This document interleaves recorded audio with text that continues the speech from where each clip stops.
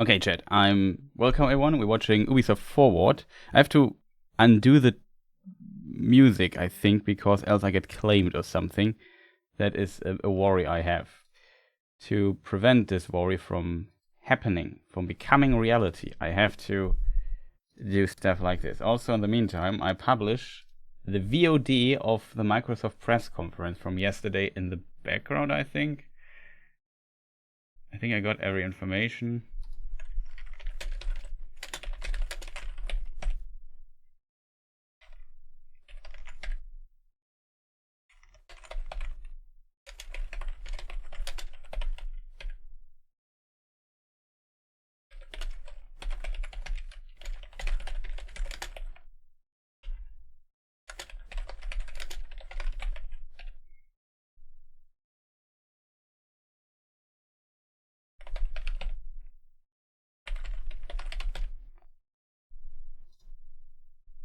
Okay, chat. I hope that works. You have to type. I'm kind of not done yet, so it's good that there's a dancing show going on in the background. I hope sound and stuff works.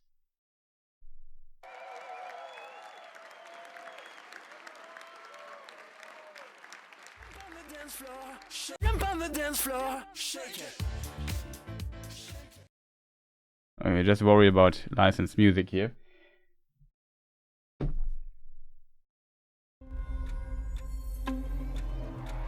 That's the music again. I talked to you. It's, like I said, I think it's from the Universal music library.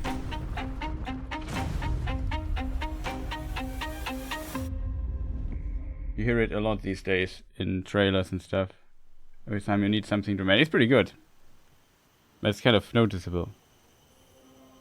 Okay, what's going on? Oh, that is the. It's Avatar, I think. Let me just refresh here my screen.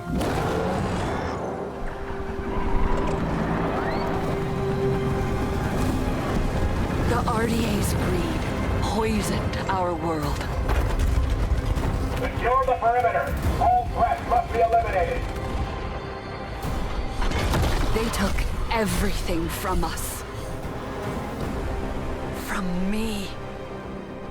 I was trained in their ways, their technology, their weapons.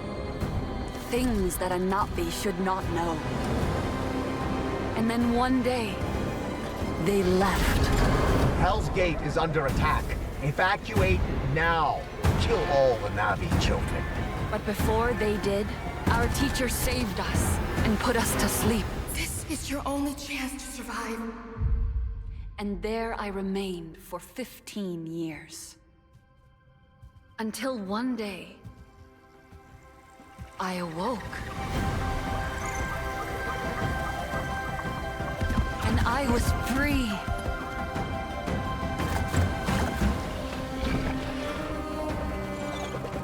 Free to explore my world. Hope it's not too loud, chat.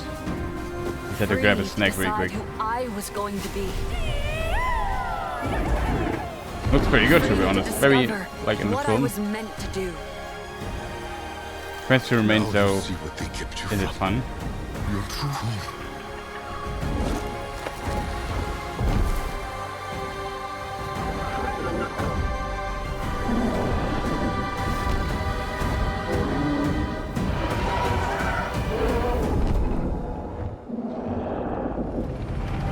Now Pandora is under attack again. Don't let the Navi get in our way. Get rid of them. And I have a choice to make. I choose to protect my home.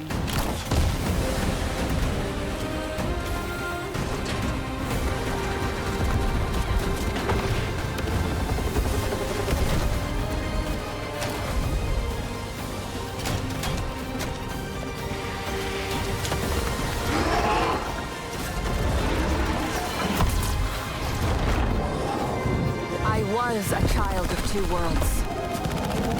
I am no longer. I am Navi.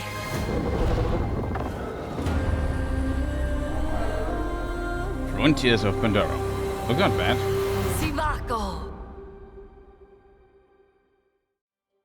Hi there, everyone. I'm Jim Cameron, That's creator Jim of Avatar Cameron. and Avatar: The Way of Water. In developing both of these films, I set out to imagine another world, a world as rich and complex as our own. And we wanted the audience to feel as though they were really on Pandora, to dream with their eyes wide open, and to explore this world with our characters. And it's always been our vision to embrace technology to allow us to find new ways outside the cinema to immerse people in this world. Our friends at Ubisoft share the same ambition, and the team at Massive have been pushing the boundaries of what's possible in games to bring a new corner of Pandora to life. So with Avatar: Frontiers of Pandora, our creative team at Lightstorm has been able to share their insights with Massive's talented team, who are experts in creating living, open worlds. Together, we'll be able to bring players to the Western frontier with new environments, new flora and fauna, new characters, and an original story that coexists with the events of the Avatar films. We can't wait for you to join this adventure, and we look forward to welcoming you back to the world of Avatar once again.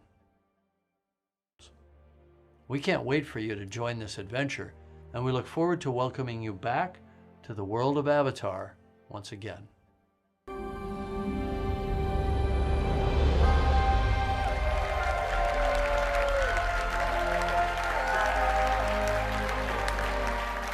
Hello, everyone. Okay, I'm back, sorry. My name is Didi Dienfeld, and as the game director, I'm proud to be representing the team behind Avatar: Frontiers of Pandora today, and excited to share a sneak peek of what we've been working on. In this all-new story, you'll set out on a journey of discovery to unravel You mean they the actually mysteries show of us your gameplay? past, learn what it means to be Navi, and explore new parts of Pandora on land or together with your trusted Banshee in the air. Our ambition is to create a playground where curiosity is rewarded. This tangible and highly immersive first-person experience will allow you to closely connect to a beautiful open world, touch and interact with it, using your size, your superhuman strength, and your natural agility to gain the upper hand. As the Navi say, Sivako, let's rise to the challenge on December 7th.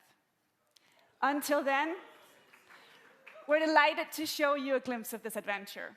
So prepare to lose yourselves in the beauty and the danger of the Western frontier. Thank you.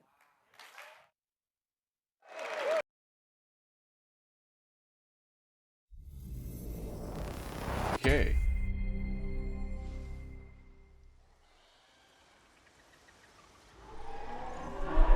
Now I'm curious what Ubisoft has to show. Capture on PlayStation 5. Mixture of gameplay and Welcome cutscene to stuff. Avatar: Frontiers of Pandora, a first-person action-adventure game that invites you to explore the double-check engaging that world we of are Avatar on in an immersive open-world experience. I'm Didi Dienfeld, game director, and I'm excited to reveal what's waiting for you on Pandora. Oh, she even The narrates story the of our trailer. game begins when the RDA expands their operations That's to the interesting. Western frontier.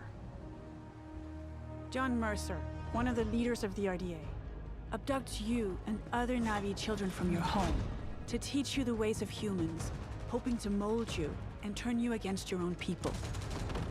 But his plan is interrupted by the Battle of the Hallelujah Mountains, and you are put into emergency cryosleep. When you awaken 15 years later, you are a stranger in your birthplace. Knowing the dangers posed by the RDA, you set out to take them down and look to secure the help of other Navi clans. Initially, you're perceived as an outsider, so you have to reconnect with your lost Navi heritage to gain their trust. On your adventure, you'll find your own path as you discover what it means to be Navi. You'll explore new regions of Pandora, each with their own unique biomes. The Kinglor Forest is a lush rainforest brimming with life and dense vegetation in the shade of awe-inspiring floating mountains. This is the home of the Aranahe, a clan of peaceful Okay, weavers this is the, I think, who will actual guide you on gameplay. your first hunt and on your first flight.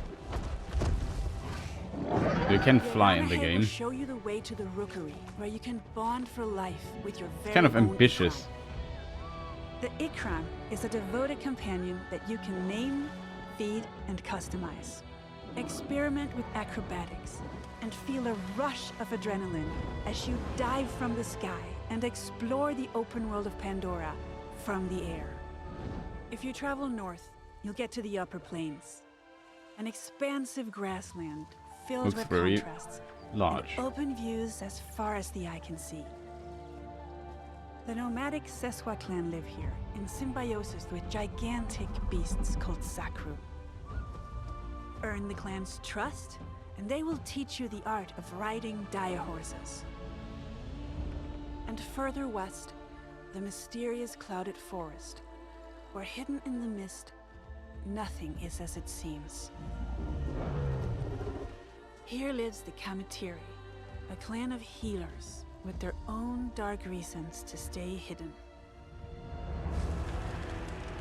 RDA operations are threatening the balance of Pandora. They build facilities of all sizes to exploit resources at any cost, spreading devastating pollution. In the process, animals are hurt and poached. You'll need to stop the RDA from ravaging your home, and when you are ready, you will take the fight to them. As a child of two worlds, you can learn to master multiple combat styles. Your powerful instincts allow you to get an overview of the battlefield, mark your enemies, and identify weak points. Traditional Navi weapons are versatile and precise. You can use the longbow to hit long-range targets, or the staff sling to set up traps. For a more explosive approach, you can leverage your human training and go for the blast of an assault rifle, a shotgun, or go bigger with the occasional rocket launcher.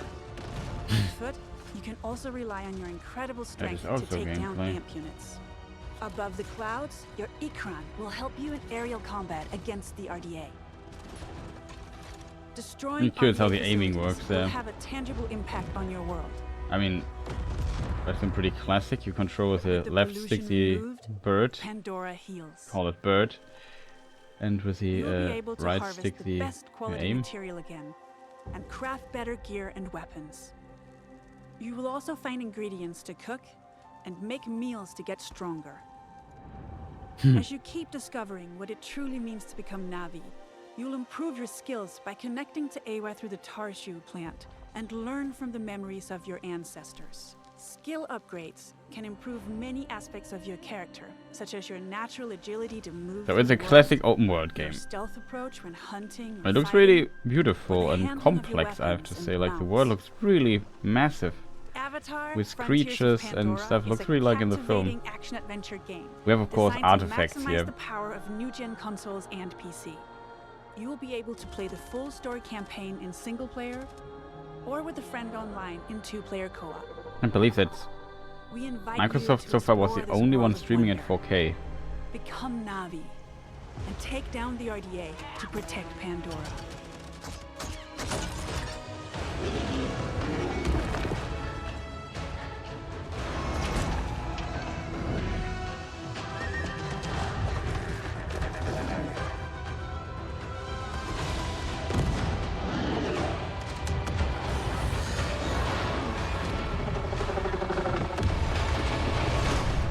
I have to admit, it looks cooler than I expected it would look.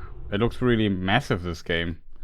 I mean, it was in development for quite some time, to be fair. 7th December is good. It's not October, so Ubisoft say, yeah, let's check the other shows. Let's just move all the releases to December, I guess.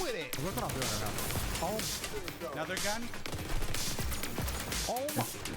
The volume is kind of unpleasant, chat.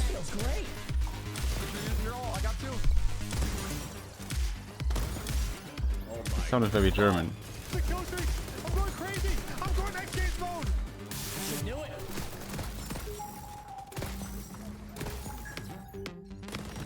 Yeah, that feels good. That feels good. Oh my shield. What the?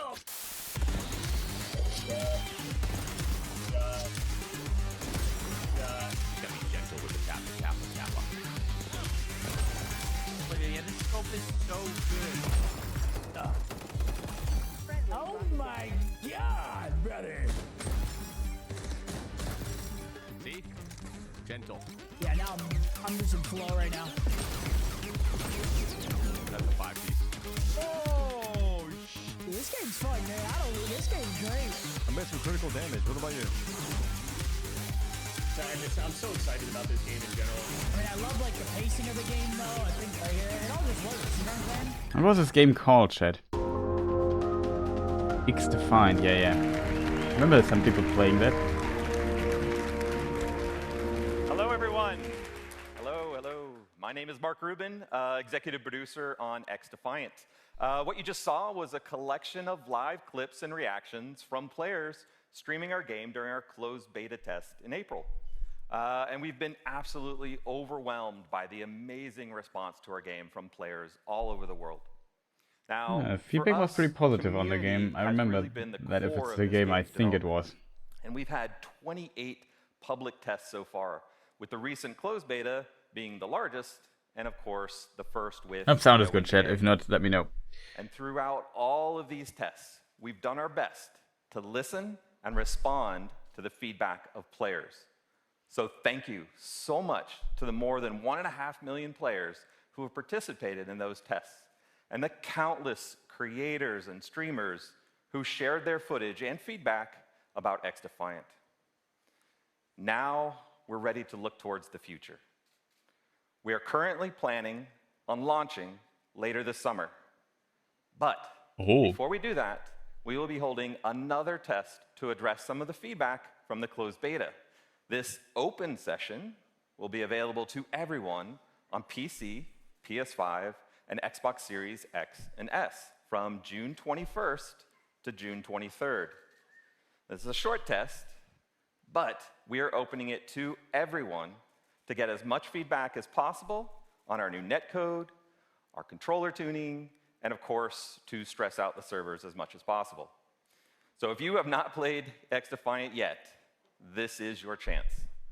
But let's talk about what's going to happen when we launch later this summer. We will start with a 6-week preseason that will have all of our launch content with 14 maps, 5 factions, 24 weapons, and much, much more. We then move into our year one content schedule, which is packed with some really exciting content, with 4 brand new meta-changing factions. New maps, okay, that's each with unique characters and skills, 12 new weapons, and 12 new maps. That's 1 new map every month, all inspired by Ubisoft's amazing worlds. And I think you may really be surprised at where we go. Year one is really going to have a lot of great gameplay content, all focused on creating a fun arcade FPS experience.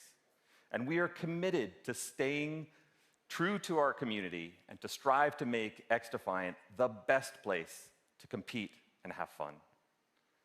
Now, it's been quite the journey to get to this point. So thank you again to all of the players that supported X-Defiant so far. And for everyone who hasn't yet had the chance, we hope to see you in game soon. Thank you.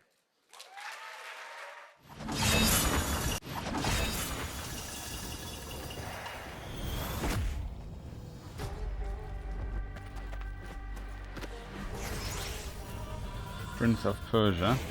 We saw some of this in things already. It has a weird art style. I don't know, the art style not so weird, but the animation style, you know? Very deliberately choppy. I must have heard.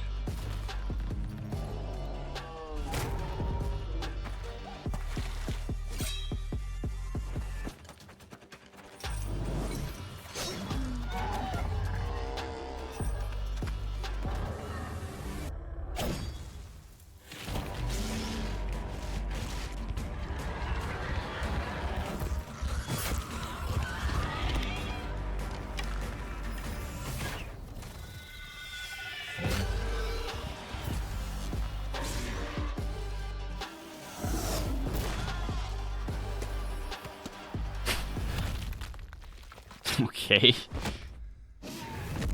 Who is this guy? Vegeta?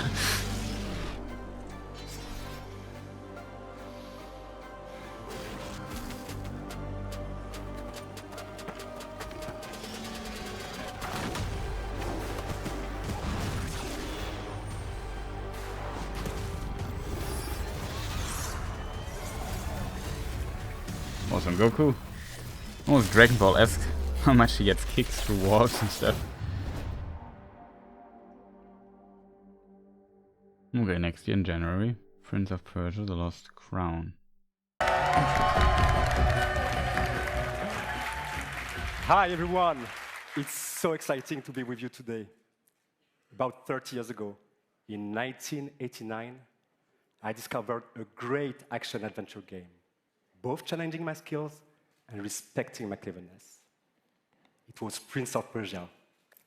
I am Muniradi, game director of Prince of Persia: The Lost Crown.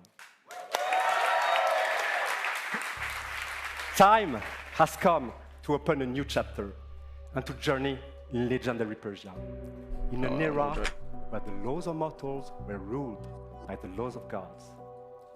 You are Sargon, the fearless sword prodigy, the youngest member of the squad of 7 consistently getting drops here. The Immortals. One night, Prince Hassan, sole heir to the throne, is abducted and taken to her hostile and cursed land, Mount Kaf. You and your brothers-in-arms are sent on a rescue mission to save Prince Hassan. However, this assignment will cast you straight into the lion's den. And it is here that you, Sargon, and the whole kingdom must prepare to face the greatest threat of your lives. This is your story. In Mount Kaf, your destiny awaits.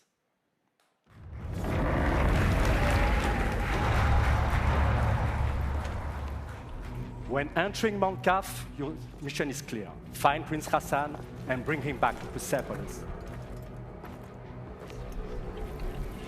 However, Mount Kaf becomes a prison full of hostile inhabitants. Now separated from your allies, you discover a grand citadel full of mysteries, where time flows differently. What is this sorcery? The past coexists with the future.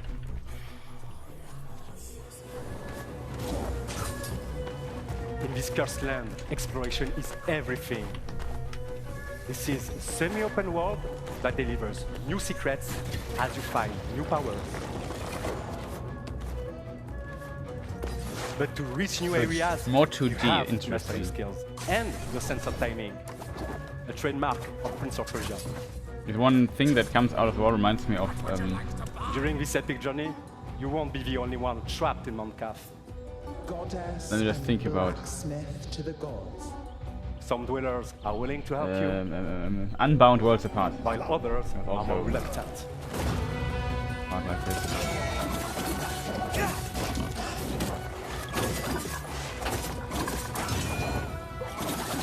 Nice dodge.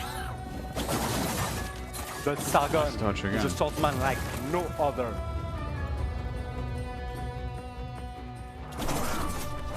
He is a fierce warrior, known for being elusive, ruthless, and extremely skillful on the battlefield.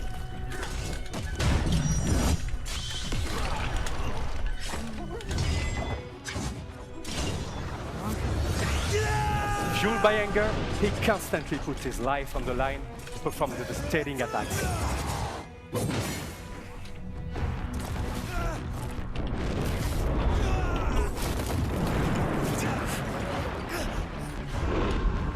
Time powers are back. But this time, What the hell was that? not only in your hands. To face such a challenge, master a new side of his time powers and defy gravity. Yeah, that is very important, it seems, in this game. By combining all these skills together, you can express your creativity to solve Mount Kaf's mysteries and execute brutal combos in epic combats.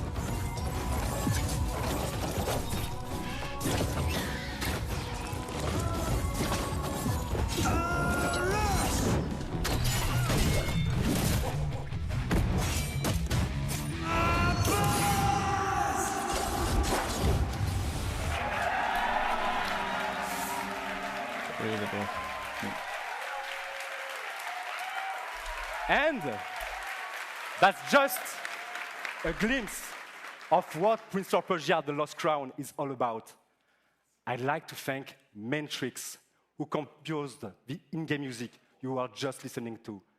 And of course, my fantastic team at Ubisoft Montpellier. We cannot wait for you to get your hands on the game. It releases on January 18, 2024 on all platforms. Thank you, and enjoy the rest of the show.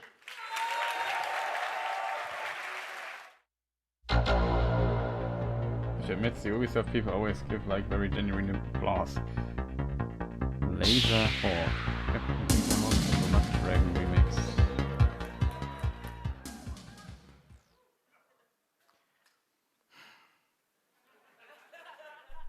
Hi. My name is Adi Shankar. I'm a TV and movie producer. You may know me from the Castlevania animated series on Netflix, or one of my fan fiction shorts on YouTube. 7 years ago, I got a call from Ubisoft offering me the opportunity to adapt one of their very, very, very serious franchises into an anime. But instead, I came back to them with a crazy concept inspired by the mood of Far Cry 3 Blood Dragon. Yeah. This concept used Ubisoft's vast library of characters and remixed them into one delirious anime series that would become this love letter to the 90s. Or at least how I remember the 90s. And to my absolute surprise, kind of Ubisoft said no.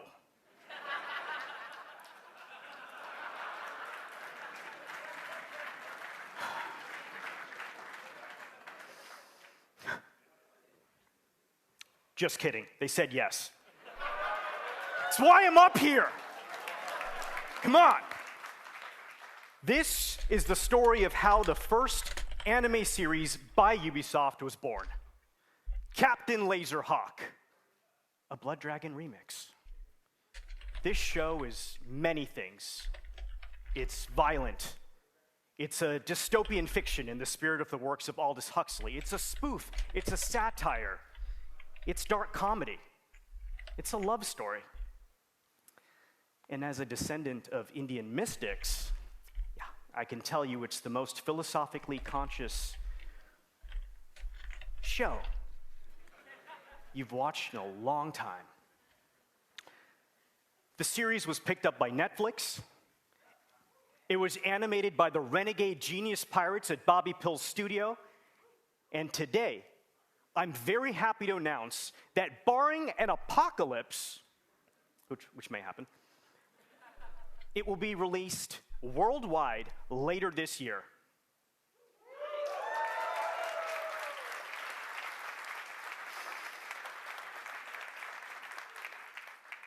And that's not all.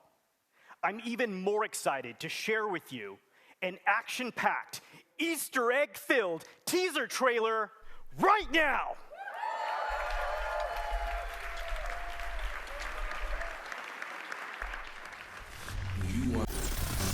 You want to be entertained?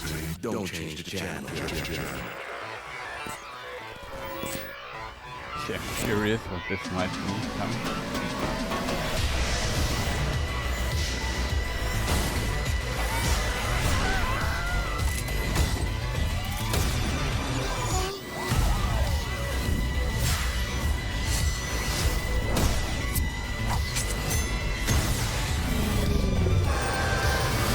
Join the revolution.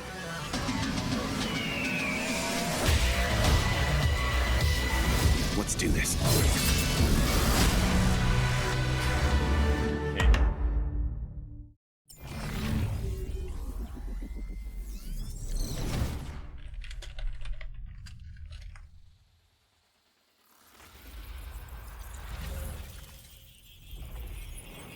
Division, huh?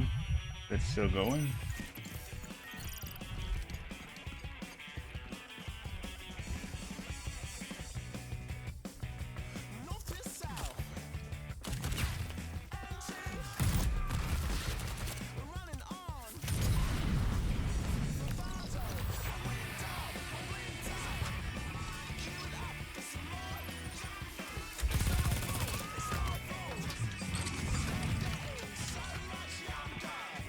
I think your stream will get claimed or something.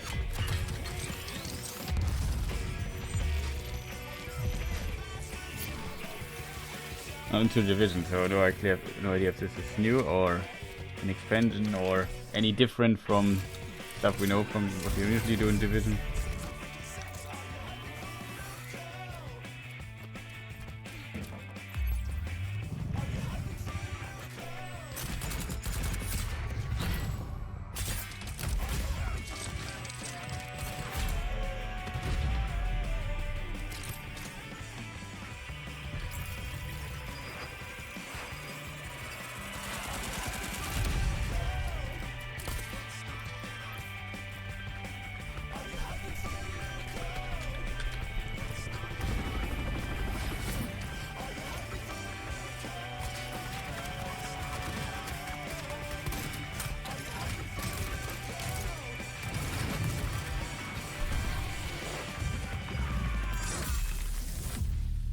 Are you hyping for a miracle? Are you hyping for a miracle?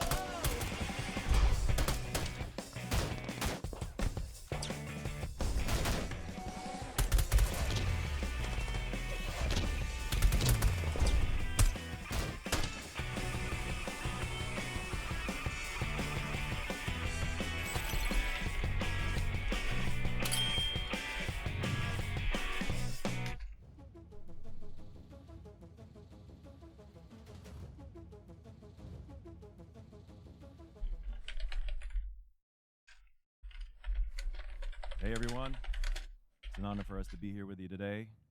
We're home free, and this is our song Skull and Bones.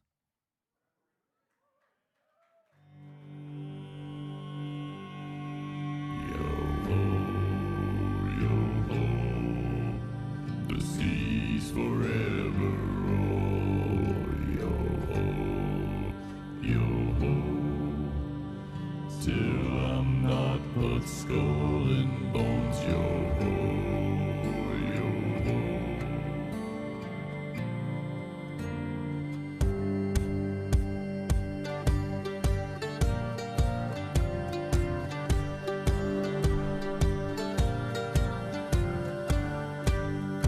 Outcast a kingpin was born upon the sea.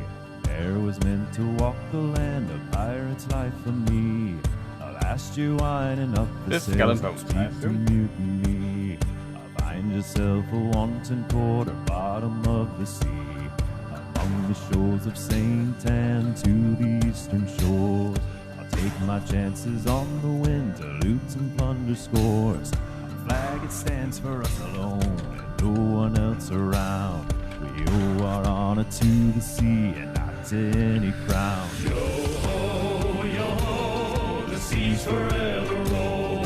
Yo-ho, yo-ho, the winds forever blow. Long after I'm a Davy Jones, till I'm not but skull and bones. Yo-ho. Oh, me hearties, bring her out. Bring her out. A pirate's life for me I found. A pirate's life for me I found. Yo-ho, yo-ho, the seas forever roll. Yo-ho, yo-ho, the winds forever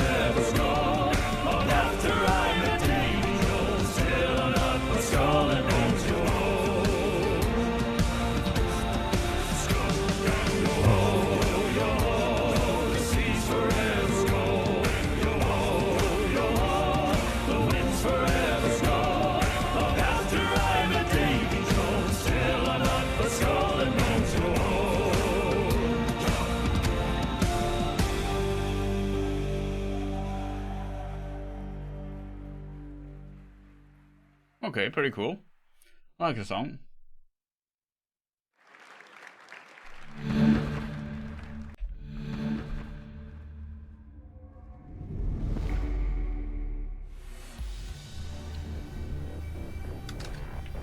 Oh, I know, that's cool. Very curious what's going on there. Okay, it's just we have games at Ubisoft.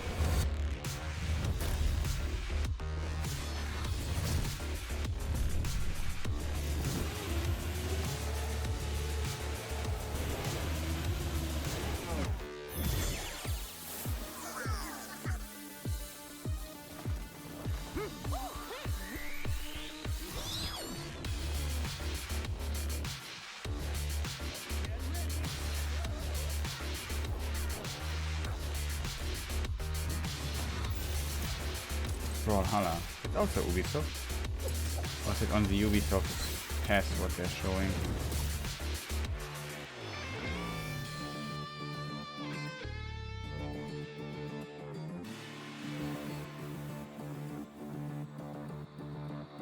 Okay.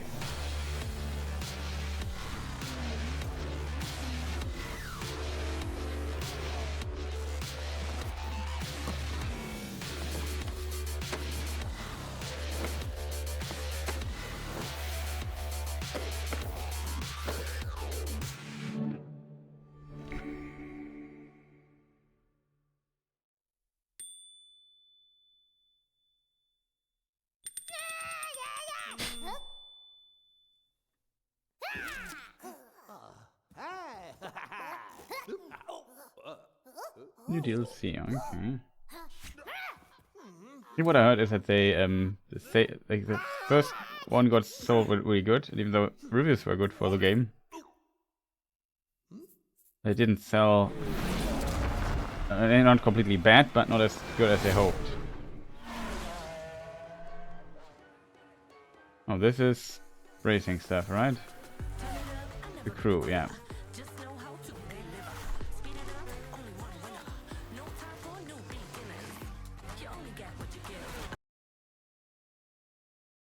Can we please not use some pop music tracks all the time?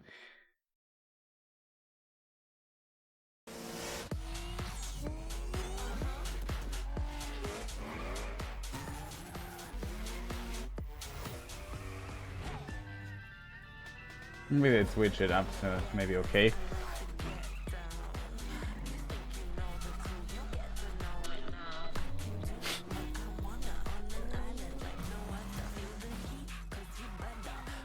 Also, my internet seems to work better today. Maybe now I jinxed it, but...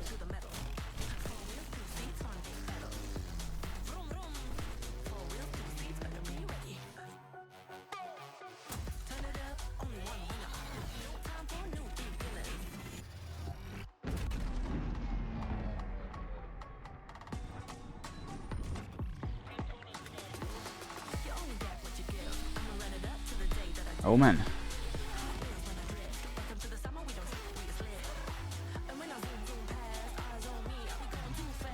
Yeah, the VOD will get claimed, chat. What can I say?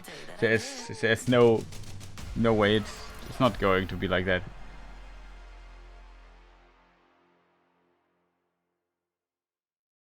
Thank you. I'm curious how the new Assassin's Creed look, if they show us more about that. If they have something interesting in development, and maybe they have some updates on Beyond Good and Evil 2. Now, each month, millions of thrill seekers, just like you, are enjoying, playing, eager to see what's next. I am Stéphane Baudet, Creative Director of The Crew. Thanks. Hey. Today, at last, it is my pleasure to introduce the future of The Crew, Motorfest, our own new take on the action-driving genre, a celebration for car lovers to share and experience car culture fantasy on the beautiful island of Oahu in Hawaii. No matter how you enjoy cars and driving, on your own or with your crew, Motorfest has something for everyone. Motorfest, your portal to a medley of high-octane experiences.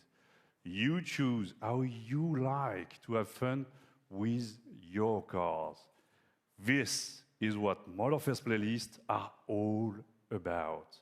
Playlists are truly at the heart of Motorfest.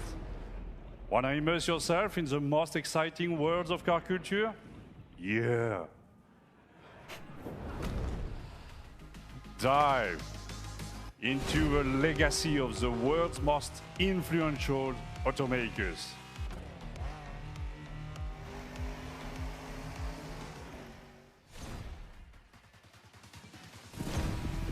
Light up the night street racing scene, Japanese style.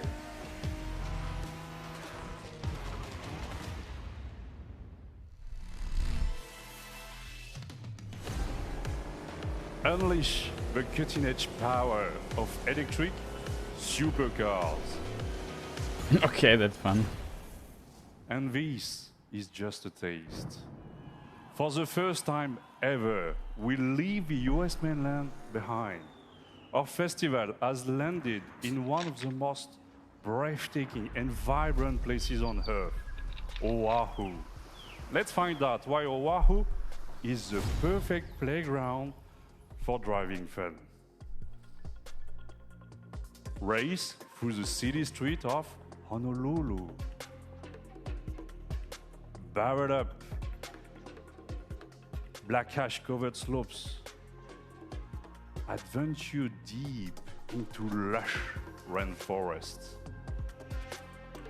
Or cruise the dunes. I'm wondering why I decided to not sunset use the with classic your narrator friends. over the trailer.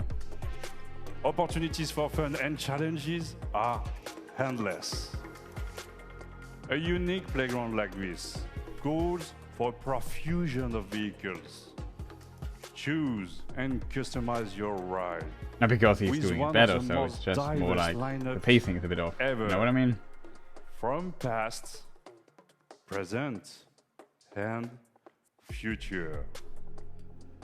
Recognize the latest from Lamborghini? I guess his accent is think also so, pretty yeah, strong, so I some people know. might have trouble You are understanding as what he thrilled says, as but I am to get behind the wheel of this beauty. Hey, some of you have spent a lot of energy building the perfect vehicle collection in the Crew 2. In a few weeks, you will be able to import your vehicle collection into the Crew Motorfest for free. Yay. Did I ever say that I don't really play car racing games? So stay tuned for more news about the collection import and our complete festival program later this month during our summer showcase. Since the beginning of the year, thousands of players have tested the game and given us priceless feedback through the Insider program. Join the party, register now for a close beta, and share with the world your experience in July. Okay. From the entire team at Ubisoft Ivory Tower, mahalo, thank you. Welcome to Motorfest. Enjoy the ride.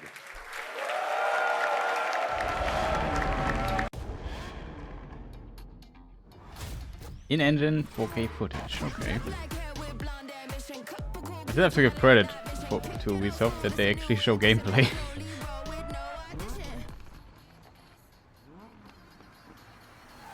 It's not everything that they show is gameplay, but we have seen some gameplay. And some of the stuff looks like it could be gameplay.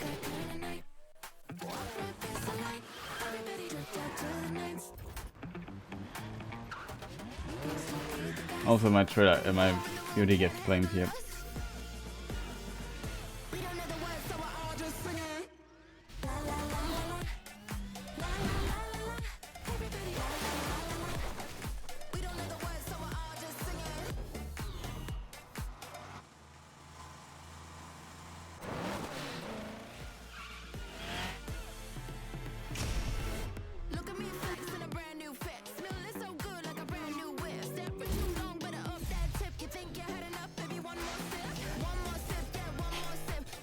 this an F-Zero acceleration thing?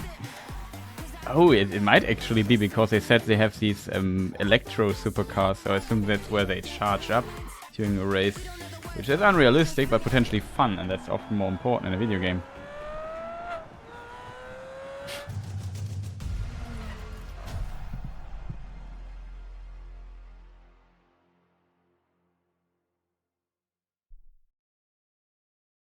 Okay, with the Ubisoft, whatever it's called there, Ubisoft Pass thing, you get early access to it. Until you just have this Ubisoft Plus, that's what it's called. Meta Quest, so there is something, an Ubisoft original for a VR game, for the Meta Quest thing. I always get these drops, which gets kind of annoying. Notifying me when they drop.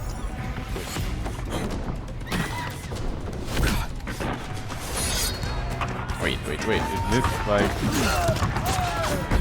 Is this Swedish? Swedish-ish?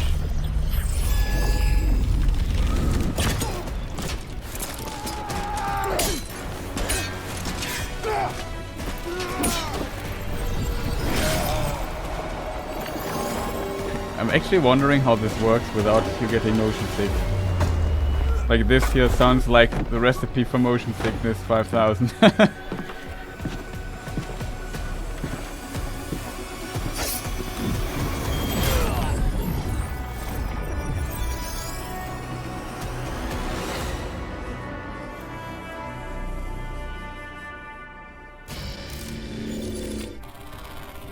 Assassin's Creed Nexus VR, okay, interesting.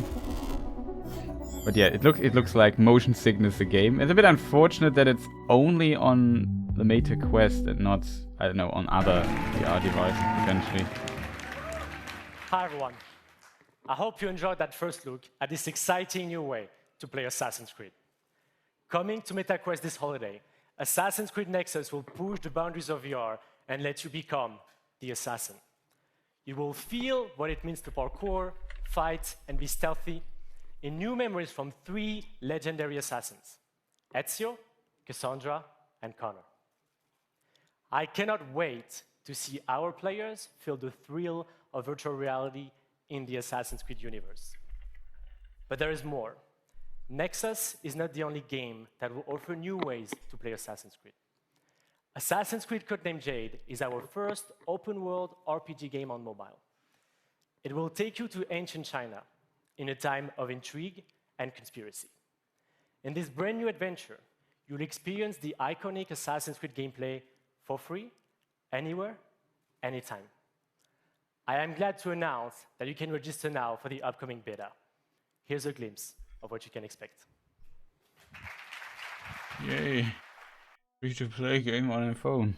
What could possibly go wrong?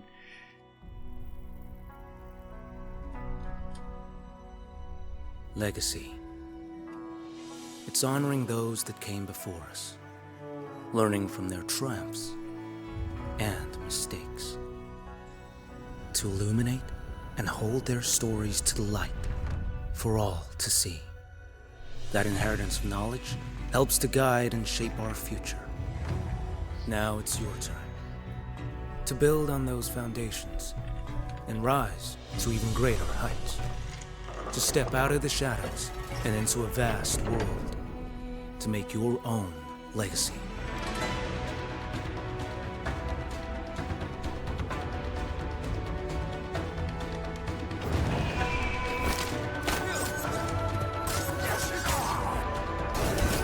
But they made another 2D game. And there are also some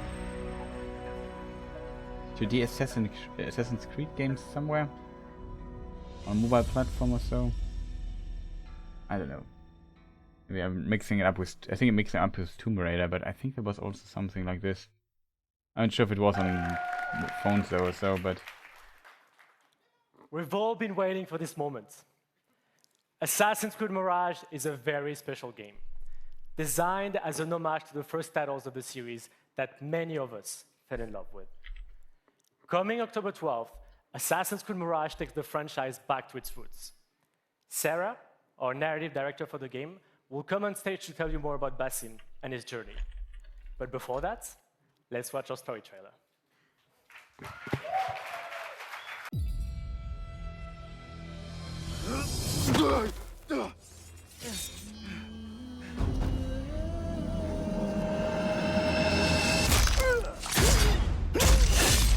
Here's Mirage.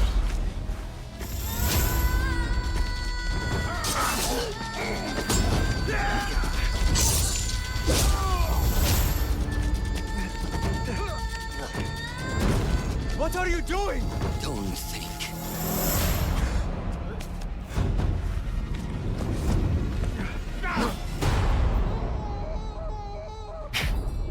Ow. That must have hurt. Put my medal on. Fulath, tell Basim the story of the feather. Our tradition of the feather comes from Egypt. The feathers of the heron were dipped in the blood of the targets. The feathers forge our paths, remind us of who we are, who we can be. The Order has held dominion over men and their empires for centuries. Strike quickly and end this. Swallow your questions, serve without complaint. Who is she to tell you when to strike? Everything you do serves the hidden ones. That is a strange kind of freedom.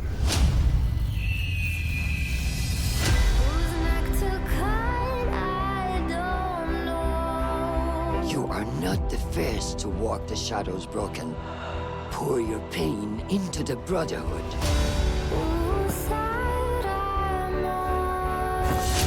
We are messengers of justice, and not the final judges.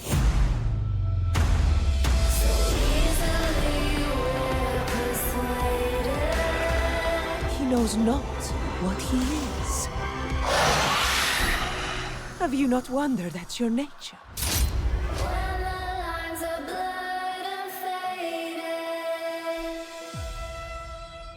Okay. October. Oh. Is the release date? Was the release date already announced?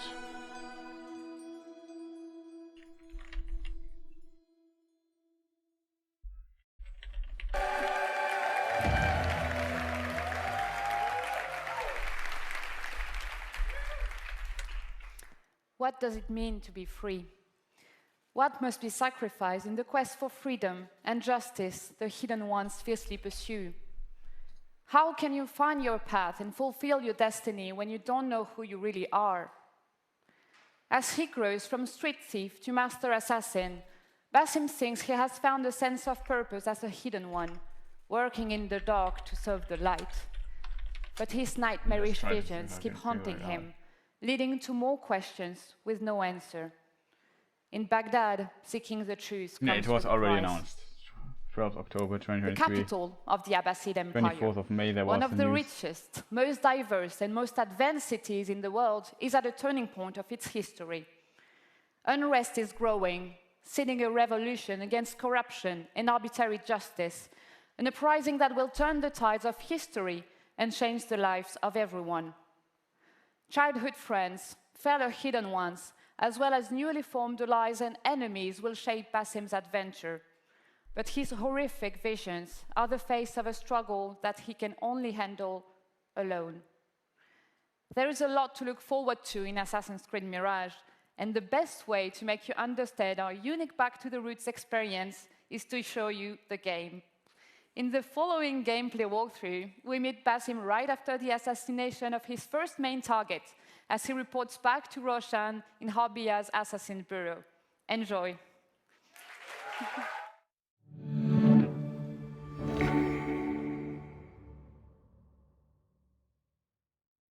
Roshan always has to think of Dota.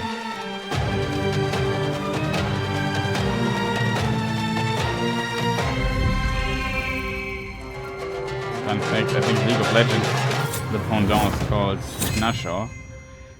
And that's the anagram of Roshan. Or it was the other way around, forgot. But yeah, they show us actual game chat. Ubisoft shows us actual gameplay of their games. What is wrong with these people? Just kill a random person. Very random. Don't let him escape! Time to vanish. Get back here, dog! You hear that, bloodbag?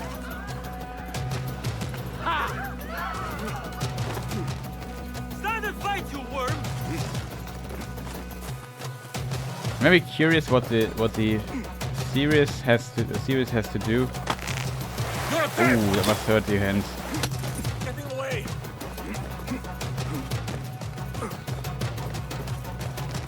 What the series has to do to kind of reinvent itself a bit.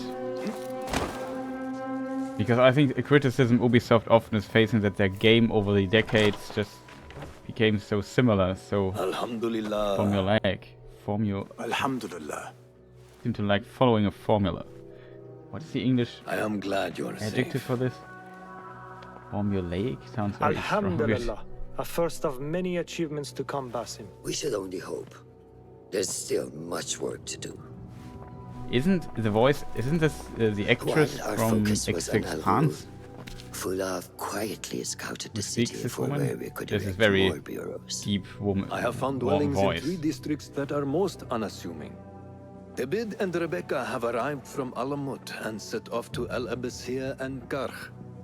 I will make my way to Sharqiya shortly. And I will join Rebecca in Karch, where corruption is as common as the arid air. See Abu Ja'far about some things he's been working on. Then come find us. Have a look, Basim. I may have something that is of interest to you. His name is really Roshan. It's kind of funny. Potentially, it's just a very common name in this region or so. My we thanks. just think of Dota.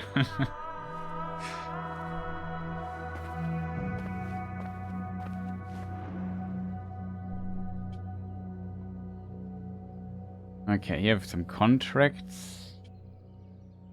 Do not take any damage. Contractor request.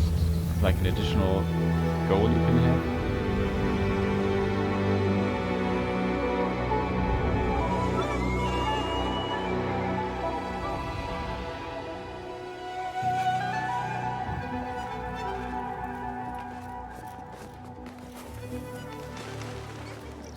This is the place. What do you see, Enkidu? Okay, this feature is back. Let us reconsider the approach. Okay, so the bird can be attacked as well, and then you have to find something different. Classic Assassin's Creed move.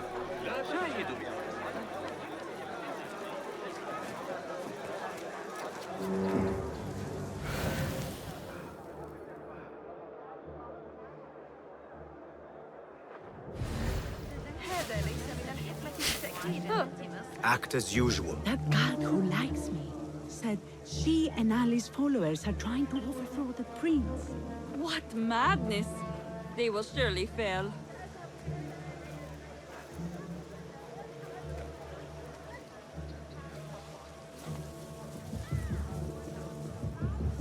Okay, that he totally doesn't look suspicious or anything. Shit! What? She little bastards!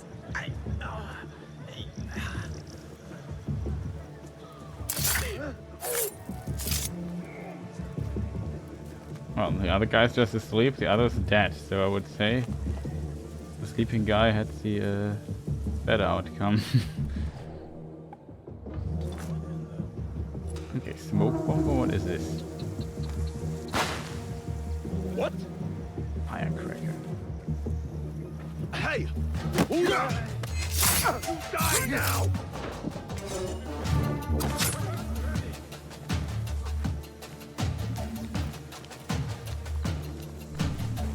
Just double check if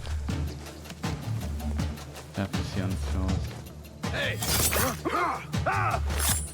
Not at 780p, we had at 1078p. It's kind of funny. There is my target. Needs a 60 FPS. You see it, background is running much smoother than compared to Starfield.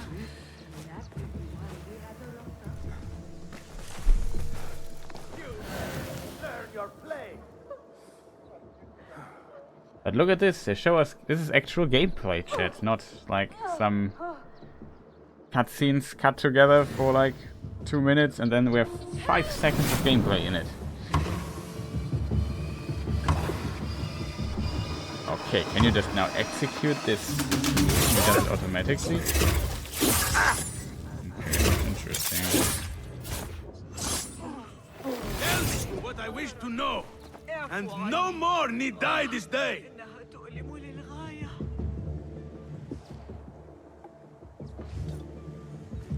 What is this? Explosive? Smoke?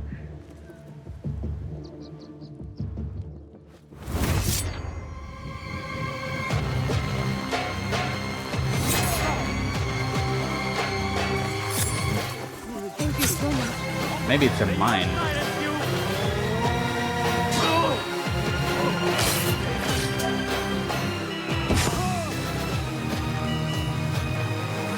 Come on. There he is! Stop him! No!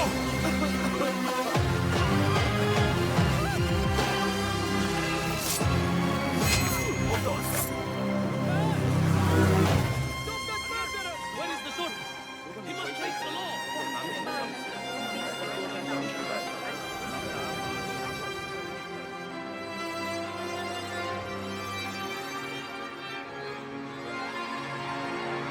A bit unfortunate that they don't stream it on YouTube in 4K. That would have been awesome. There's a lot of artifacts here in the stream. This is just the nature of streaming stuff live. With limited bit rates, very limited bit rates.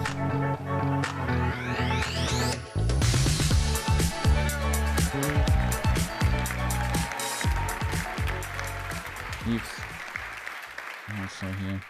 Hello everyone. So first, I want to start by saying thank you to all gamers all around the world. It's thanks to you that we are here today. You are at the heart of everything we do. And to all Ubisoft teams around the world as well, I would like to say a big thank you.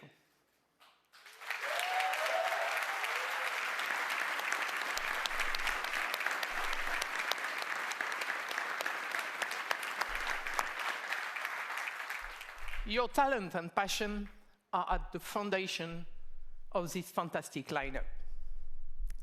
So I hope you are all excited to explore the amazing playgrounds you have seen today. At Ubisoft, we are creators of worlds. We are also proud to partner with some of the biggest names in entertainment to create original stories in beloved universes. Maybe he is talking about Star Wars. I'm very happy to welcome Julian from Ubisoft Massive to give you a first look at Star Wars Outlook and gameplay. So thank you. Oh, gameplay. They actually show us gameplay. Chat, look at this. That's how it's done, man. Show us gameplay when the war plays. I know Assassin's Creed, I'm not deep into the series, so I can't tell you much about it. We look like... Calm down. Do you want to see gameplay or not? All right. Yes. Let's get over the speech and let's get to the gameplay. Star Wars Outlaws takes place in a time of great civil unrest across the galaxy. For some, Civil, I assume. this is a time of turmoil. For Outlaws, this is a time of opportunity. As a cunning thief, Kay Vess and her companion Nyx fight for survival every single day, relying on their skills and resourcefulness to get by. As they struggle to make ends meet, Kay and Nyx dream of the day that they will finally be free. But while seeking this freedom, Kay unexpectedly becomes one of the galaxy's most wanted. So to free herself from the bounty that follows her, Kay will need to pull off one of the greatest heists the Outer Rim has ever seen. As they navigate the underworld, caught between criminal syndicates and vicious, ruthless villains, Kay and Nyx will manage their reputation by taking on risky contracts and navigating complex relationships, all whilst avoiding oppressive imperial rule. Okay, it's Galactic Civil War.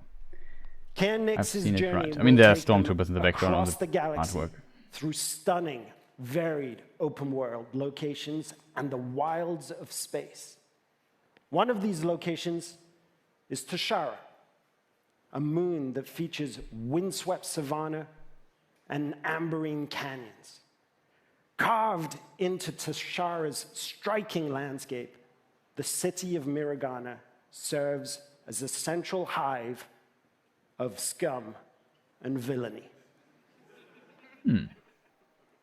Kay and Nyx will encounter several criminal syndicates that learn that everything is measured in the value of influence, reputation, or cold, hard credits.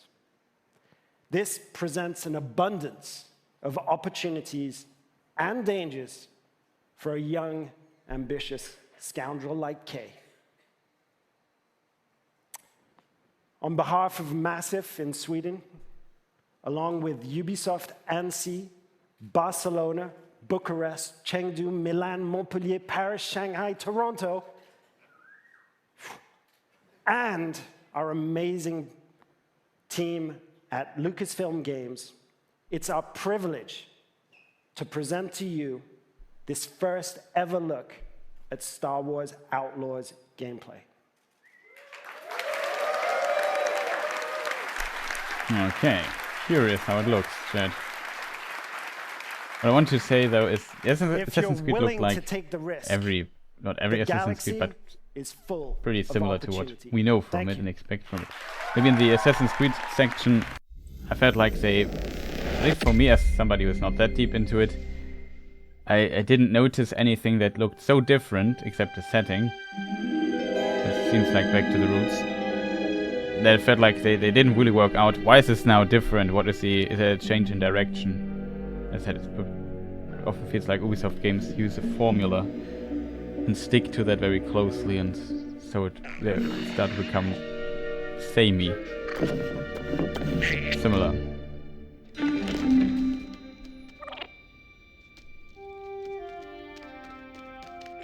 His favorite stone? Good boy. He stole it, maybe. I want that fighter stripped for parts by tomorrow. On it. All right, Nyx. Okay, that is Let's go get gameplay. paid.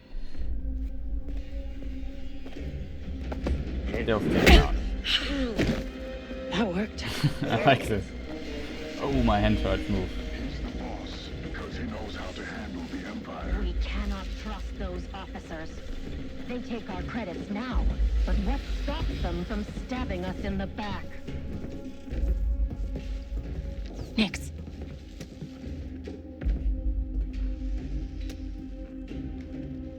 Hit that button.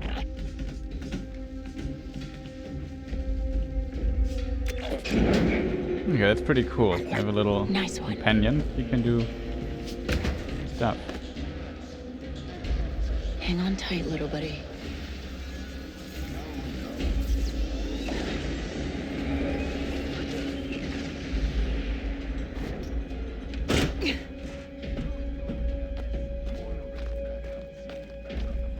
That was loud. Hey, I was just leaving. Okay, we'll figure this out.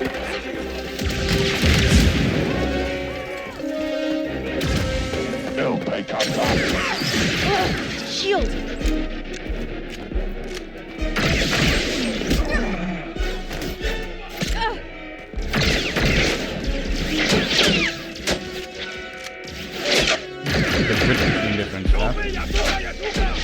classic cover shoot stuff.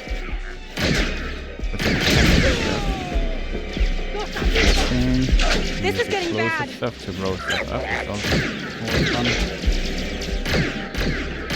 Enemies pose like different challenges to you, like there with the shield. Stuff up. Let's try this out. And it's done. Big classic. Not bad. Dink Ferric!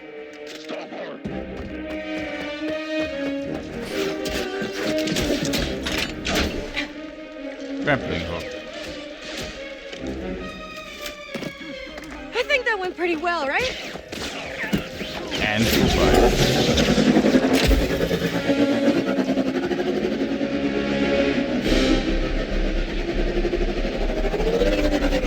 These guys don't quit!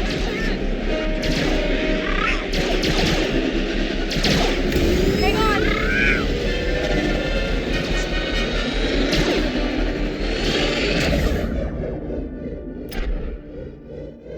Oh, Max Payne.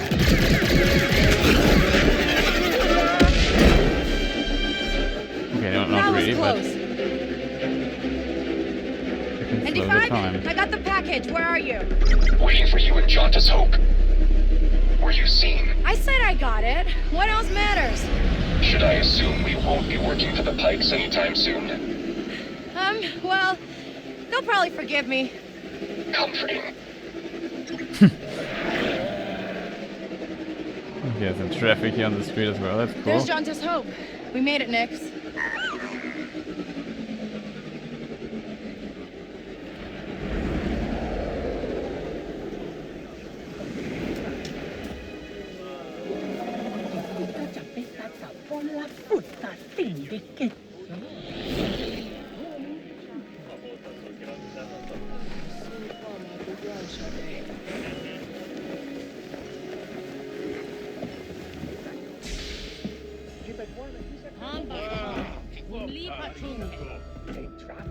Hey, Andy. You're late, Kay. Donka's waiting. What? Are you worried? No. Okay. No, but you Troy. What? Be careful. Donka's a broker, not a friend. She can't be trusted. Who can out here? See you back at the ship.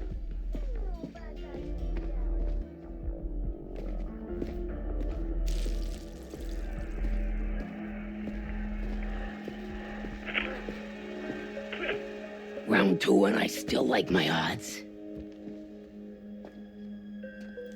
K-Vess. Back already. One calamari. Told you she's fresh, but she's good. Who's this? Just a friend. Join us. Imperial friend. Job was more complicated than you said, Donka. You lived.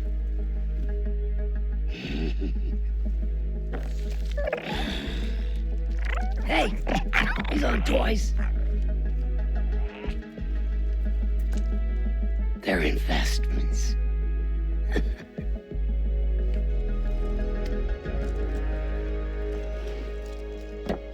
Wait.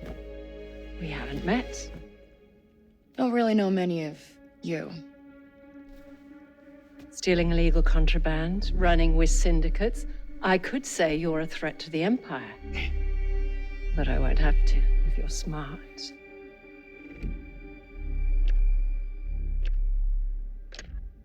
Thanks, but I'm smart enough to get myself out of trouble. You pay the tax just like everyone else. Whoa, kid, let's just relax. You won't make it off to Shara alive. Maybe.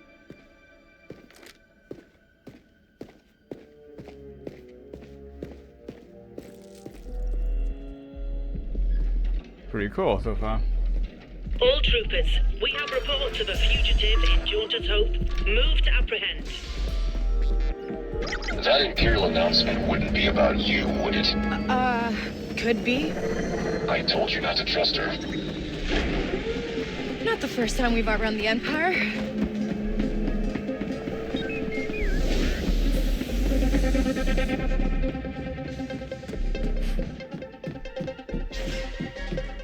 We need to leave. Yeah, no kidding.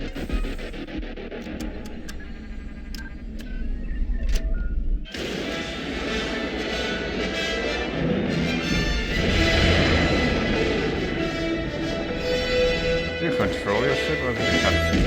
You control the ship? Okay. Look at this. Don't tell me they have planet to space travel.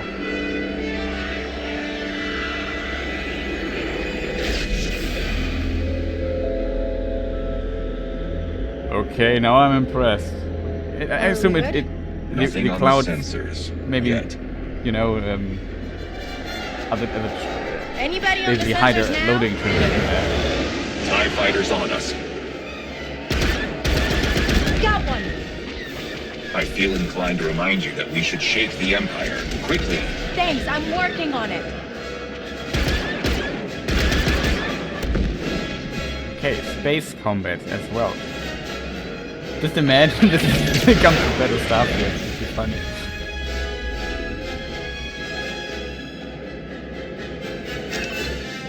That seems like the ND, get us out of here. Installing hyperdrive.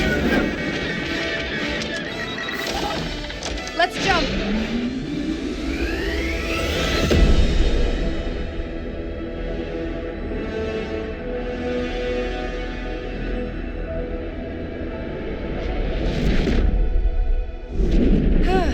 We made it.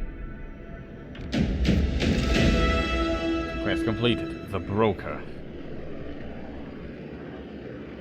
Also, this is actual gameplay chat.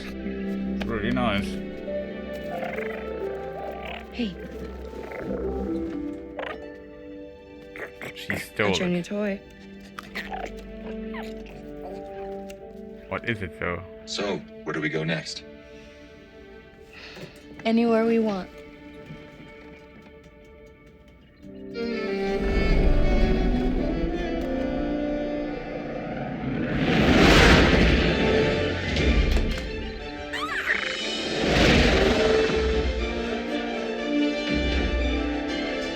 Wondering how many little stations there are.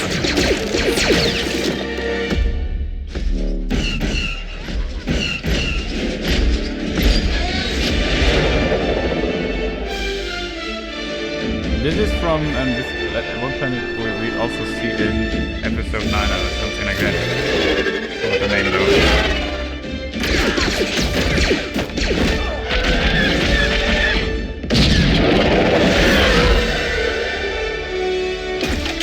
Okay, that looks pretty good, I have to say. Coming 2024 next year. Good, that doesn't come in this year, chat. That would have been. And thank you. Hey, no problem.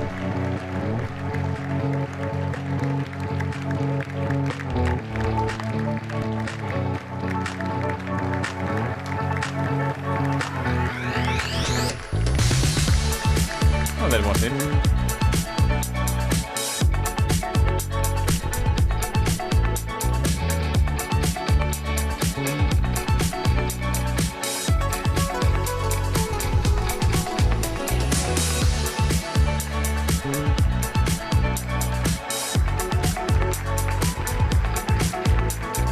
Okay, chat.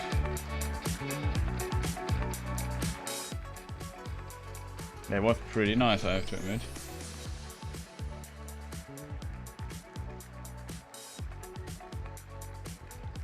Pretty nice presentation. Really cool, I have to say.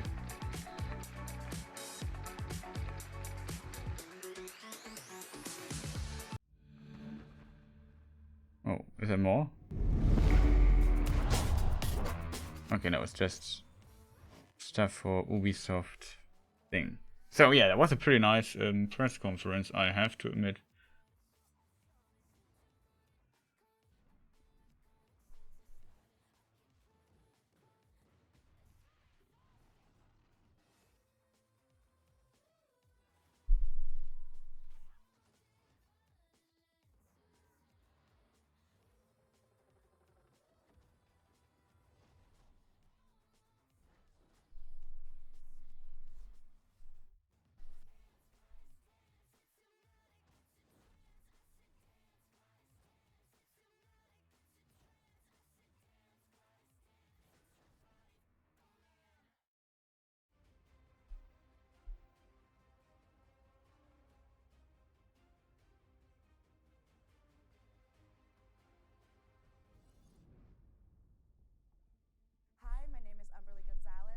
play Kay Vess in Star Wars Outlaws. Oh, Kay Vess is a thief. She's a scoundrel.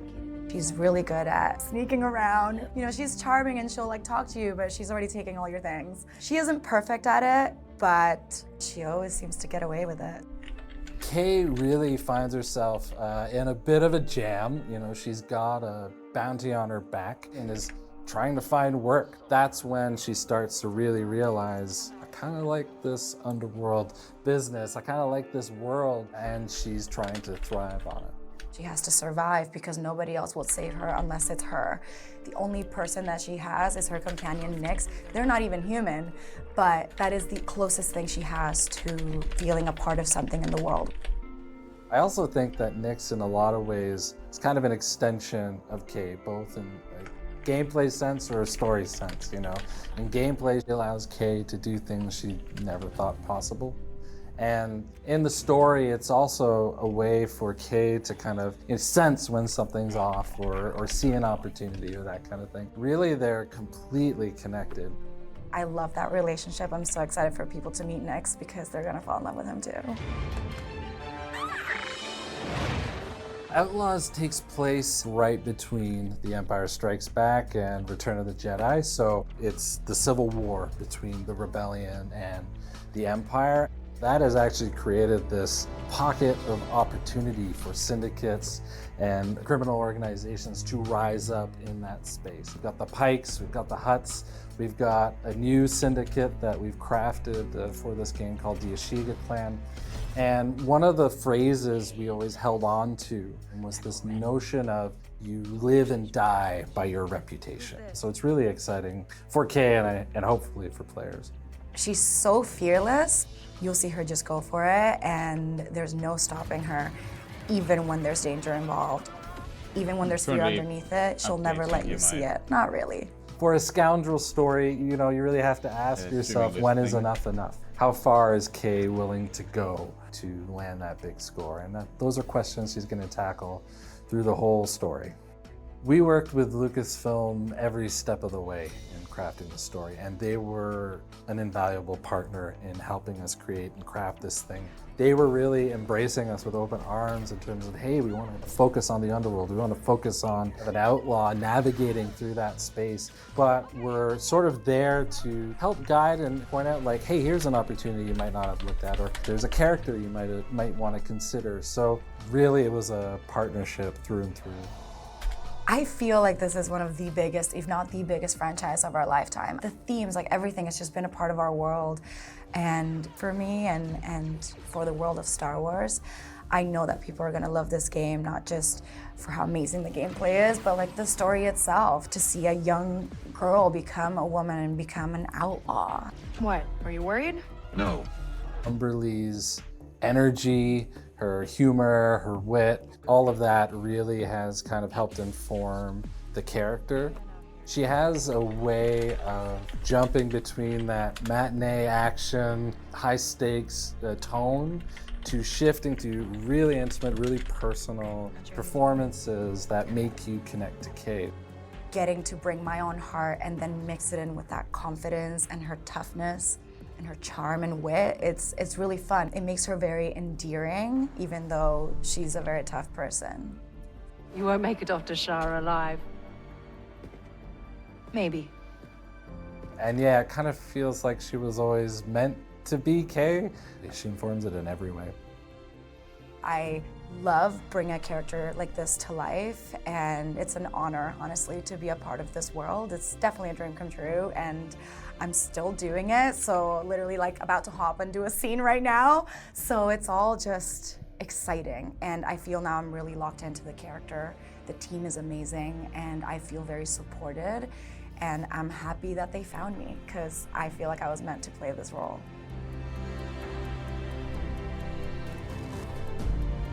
Make sure to catch me alongside with some developers and cast members at Comic-Con International this July in San Diego.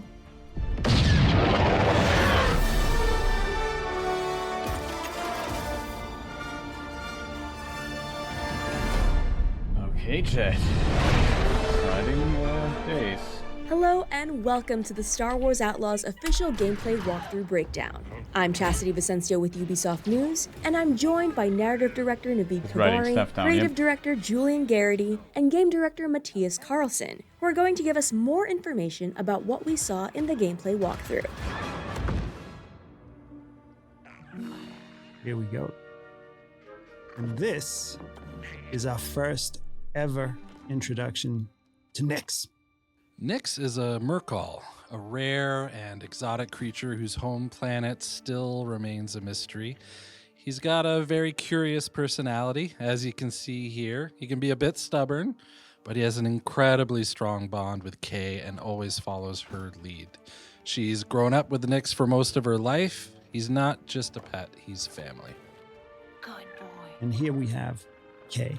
First introduction to a brand new scoundrel in this galaxy. Kay is a young thief who's found herself on the moon of Tashara, which is a hive of underworld activity. She's picked up a high-risk job to steal a priceless, sort of mollusk-like object from a lieutenant of the Pike Syndicate. Once she's grabbed it, with the help of Nyx, she's going to turn it in and earn some much-needed credits. So Pikes are one of the syndicates that we'll be tangling with in Star Wars Outlaws. And the Pikes here are borrowing without permission some vehicles from the Empire and the Rebels and different people and cutting them up. Nyx.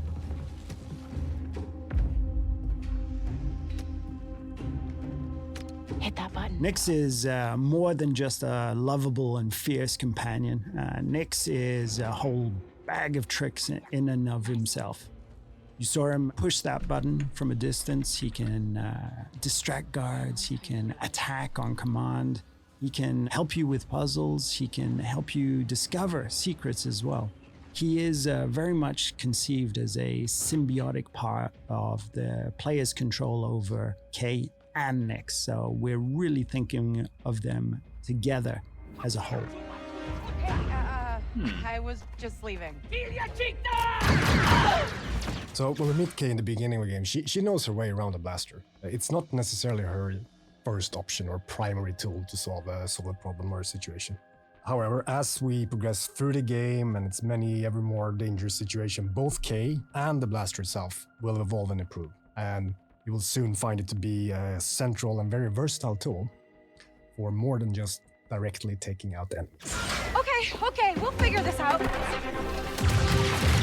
And Kay's blaster is very meaningful to her. This blaster has a lot of modules that you can discover, upgrade, and apply to the blaster that allow you to deal with situations in radically different ways.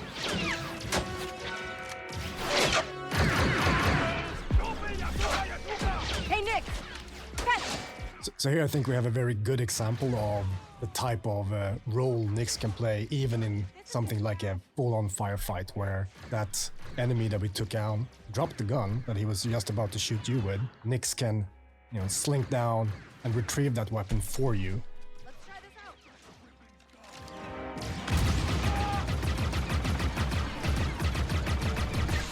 Dink Ferric!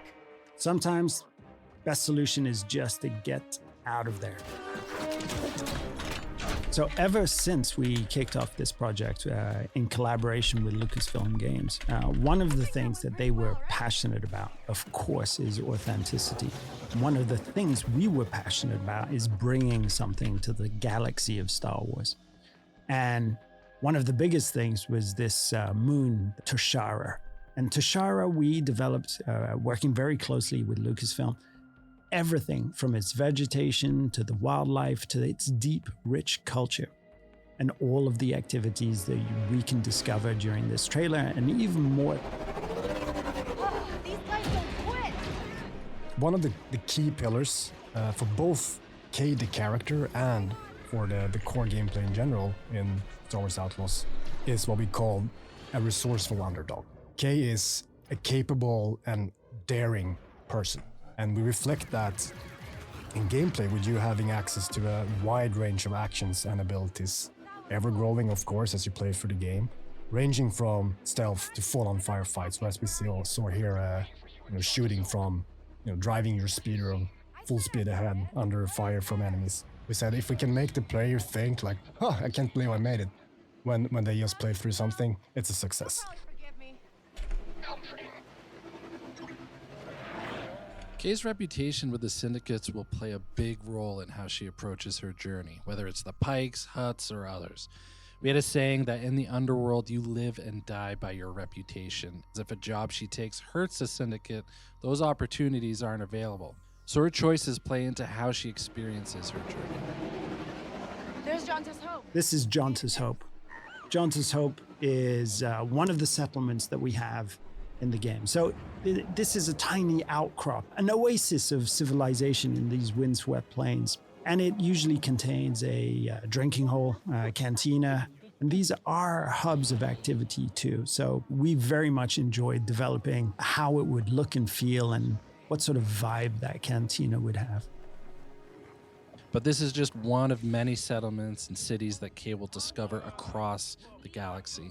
And that includes the capital of Miragana, a city on Tashara filled with corruption and underworld activity. No. Okay. ND5 is a BX commando built by the Separatists and battle-hardened during the Clone Wars.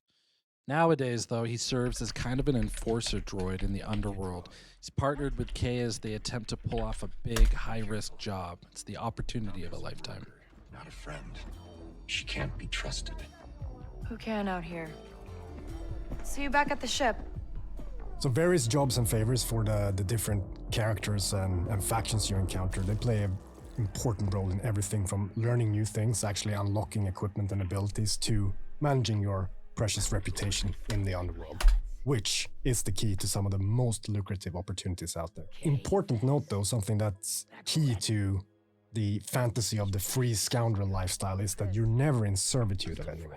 You're making your own choices, carving your own path through this world, making a name for yourself. Job was more complicated than you said, Danka.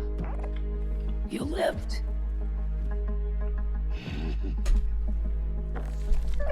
Who she works for, whether it's with syndicates or otherwise, is crucial to creating a reputation for herself. And then how she approaches those syndicates through those choices is going to be key to gaining bigger and better rewards, whether it's for credits or priceless artifacts. Wait.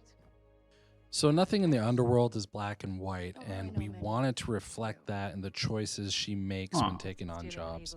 This is one example of many. Currently, I'm updating my what was stolen, case people keep wonder it for information about herself, games. lie about how the job went stuff down, to play, or the currently intel she updating learned. some dates. It's really left up to her. Moving some games that In already these came scenes out where we're going to give around. a choice to the player.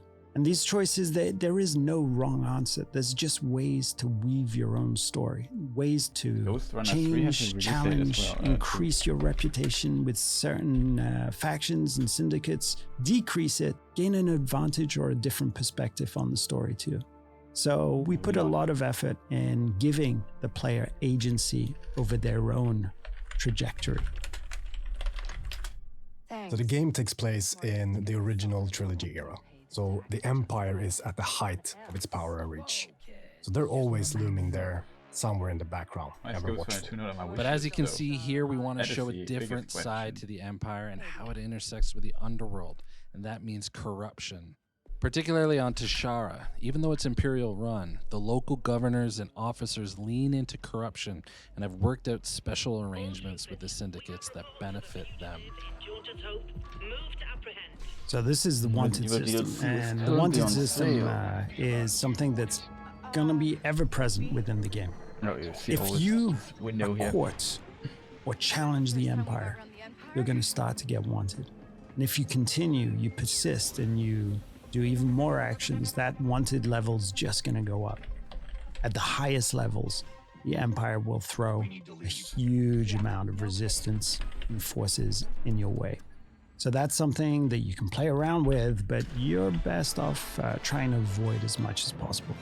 Very important for us in this experience is that there will always be some way for you to de-escalate or escape. Oh, this is the Trailblazer. Now, if there's one dream that a lot of game developers have, it's to help design a spaceship for Star Wars. And this is our take on that, the Trailblazer. The Trailblazer is an EML 850 light freighter from the Republic era, but to Kay, this is home. And if you're a scoundrel traveling throughout the galaxy, the first thing you need is a ship. And for Kay, there's none better than the Trailblazer. So now we're in space. And, you know, one of the things that was very precious to us is having this seamless experience of going on foot to your speeder, to your spaceship, out of the atmosphere and into space. And space is a dangerous place, but it's a place full of opportunities too. So we'll be using it for combat, both on an intimate dogfighting level, an epic level with bigger ships, but also for discovery, exploration, and special surprises. Let's jump. It's important to hit those classic, iconic notes of Star Wars to remind players of the era that they're playing in. And was also release date the fact Avatar, that the right? galaxy For the is Avatar something that game. is wide, diverse, but iconic at the same time. One of the things that is important for us is that every planet that you will visit in this adventure has a distinct profile. Not just a very bespoke story, but also wildlife, an ecosystem, and situations that really radically change from location to location. And space is just another part of that. So we're trying to develop distinct profiles for every single orbital region. We knew from the start when we sat down thinking about this game that we wanted to offer that full seamless experience. You know, sitting in a cantina, in a city on a planet surface, jumping on your own speeder, driving to your own ship, and as we just saw, seamlessly flying into space is something that we are incredibly pleased and happy and excited that we're able to actually offer. We really enjoyed making this, and we can't wait for you to experience a new Star Wars adventure.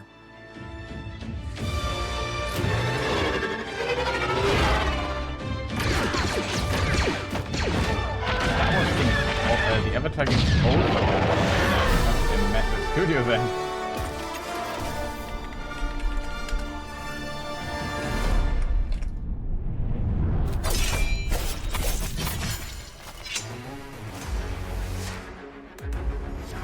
We really want to bring an action platformer and to respect from the beginning the DNA of this brand.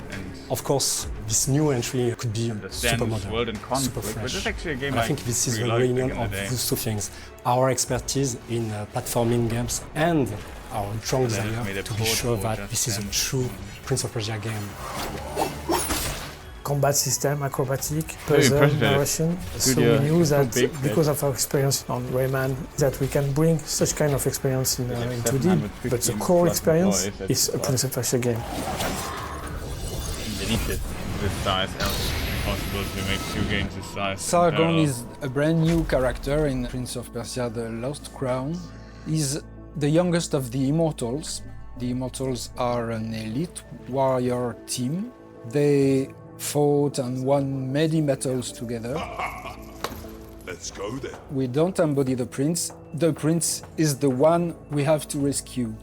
That's one of the different surprises that we will encounter in The Lost Crown. The Mount Kaf, which is the place where the adventure takes place. There's a curse. Time seems to be mixed up, doesn't follow anymore his natural flow. The story that one character will live will be different in terms of timeline than the story of his friend. So sometimes the consequences and the causes are mixed up. How is that possible? They left not long before us. The starting point was to immerse ourselves in the Persian culture and legacy, which is so rich. When you learn, you have a strong emotion, you are amazed. You want to translate that feeling to the players. A feeling of exploring something new.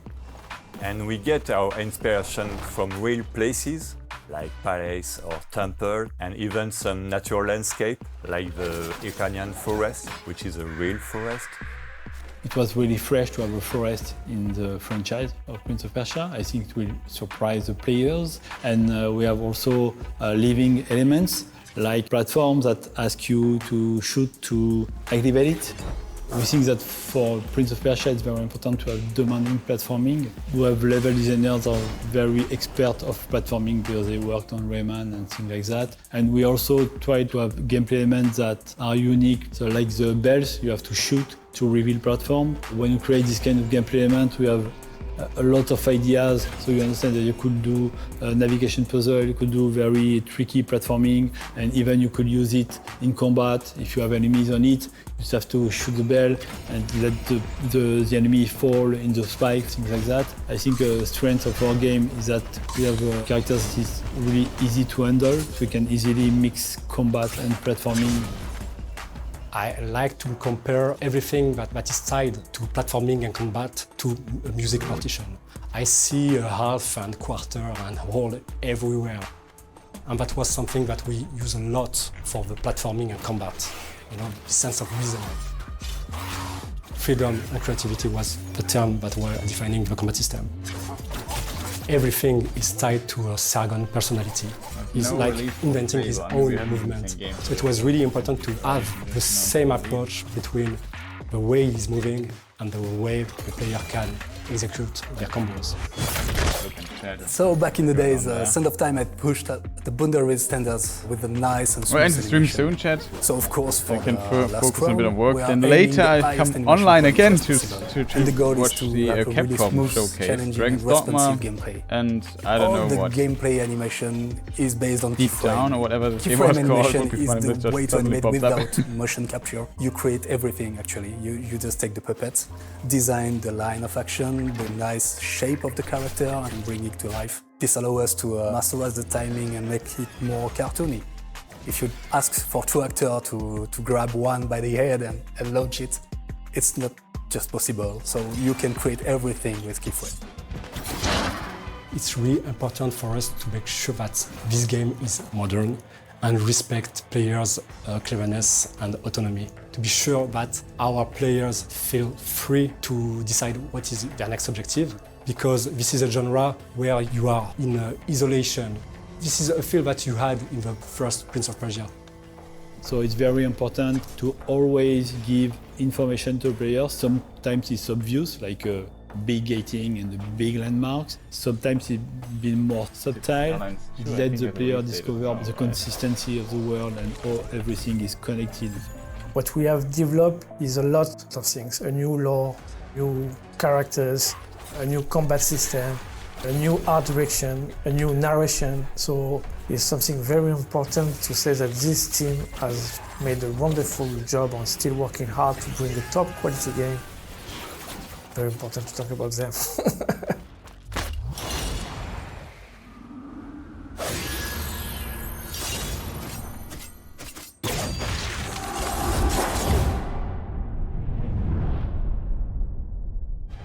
Hello, I'm Jean-Luc Salah. I'm the art director of Assassin's Creed Mirage.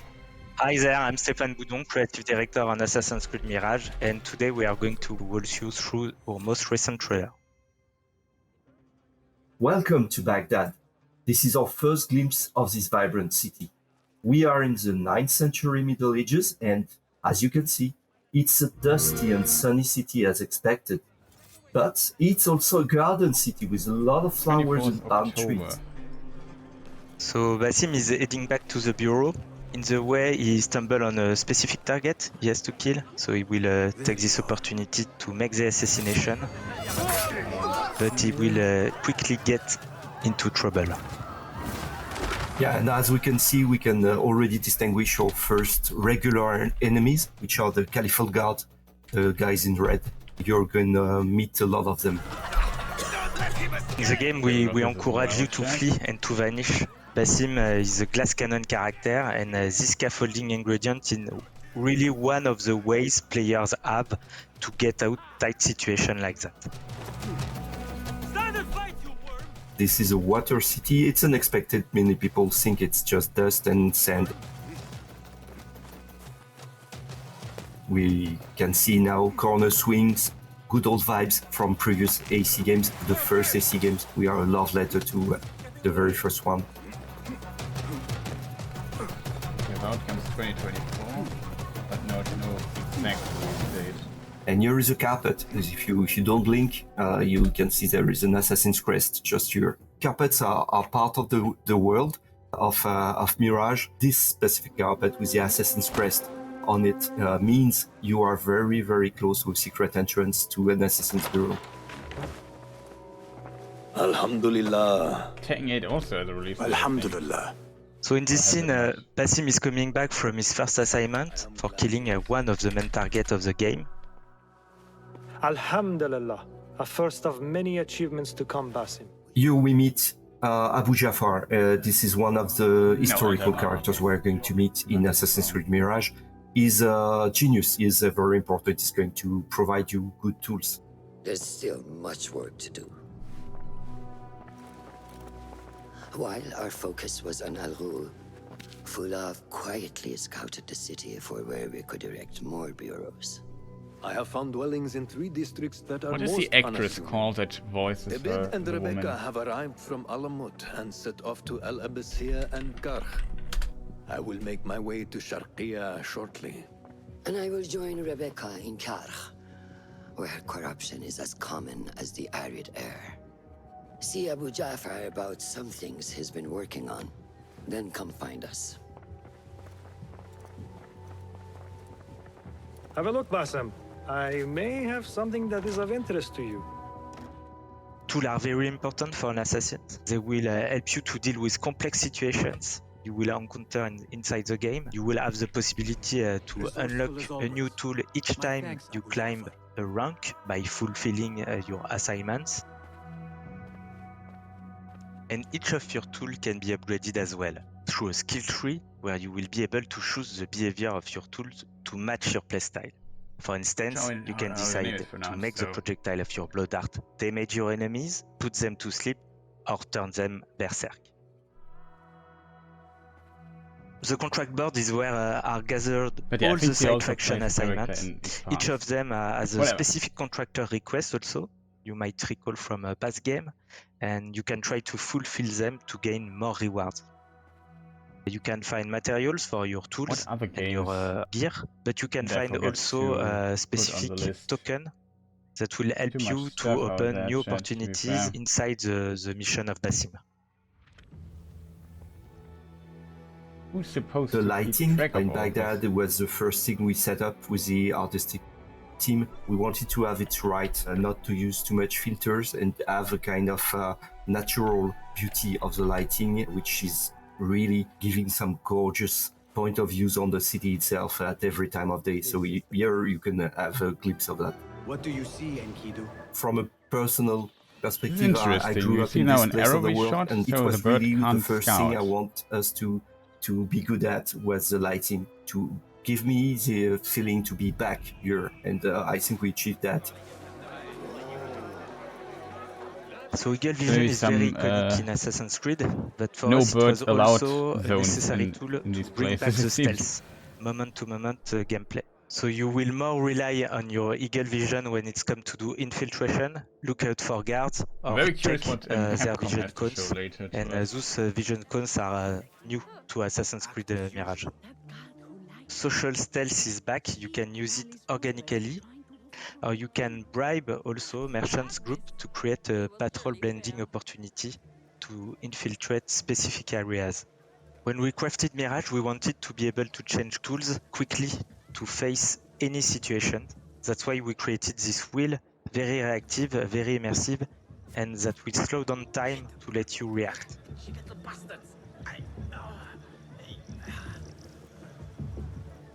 Some people say about the Star Wars Outlaws game, the gunplay is maybe some work. Maybe. Depends on how heavy the gunplay is. Above the tower, and it's why we cannot use here where the developers talk about their games, we will need to get rid of them.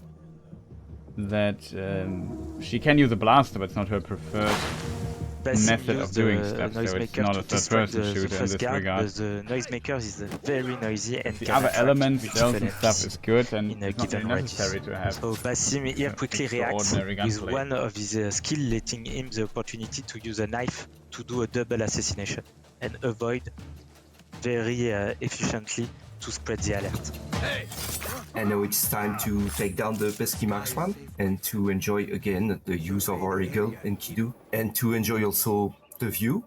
We are actually above the Prince Palace, close to the Tigris River, and we are not just here to enjoy the scenery, but we have a target to find.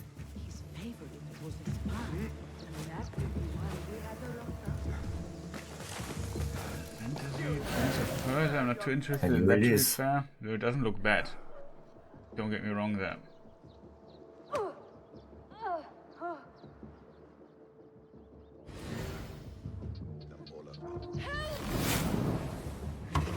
Assassin Focus is a new ability for Basim that allows him to quickly chain assassination. It's really a showcase of Basim's incredible agility and mastery.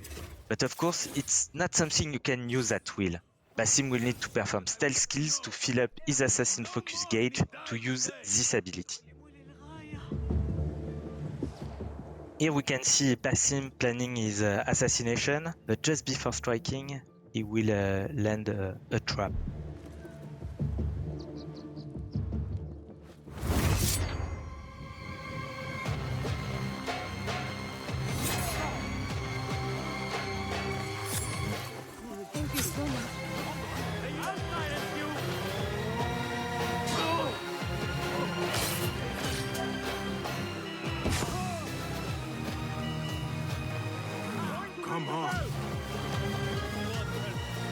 Here comes the ND red smoke bomb. I love the color. That's my favorite tool. Did Frostpunk 2 get a release date? Let's double check on that.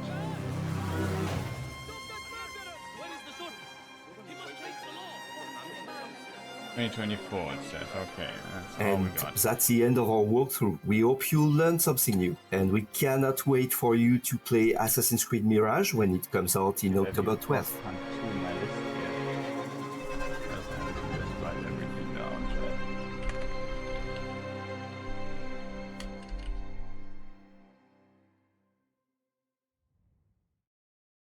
Nope, I don't have it in my list. Frostpunk 2. How do we figure stuff out for it, chat? Okay, thanks for watching, chat. We are through everything, it seems.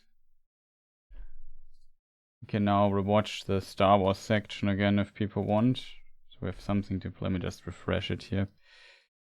1080p, thanks for watching. Jump back.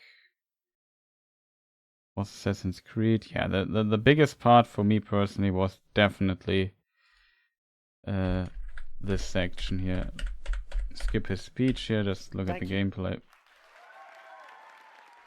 Just give you the footage here while I do stuff in the background. I want to add this game as well, oh god.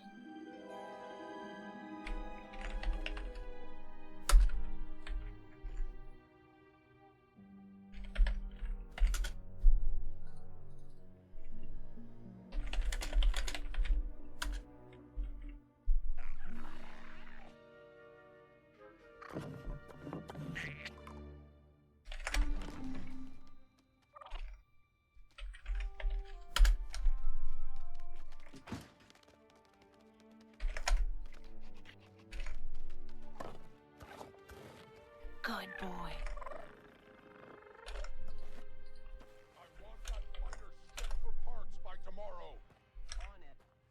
All right, Nix.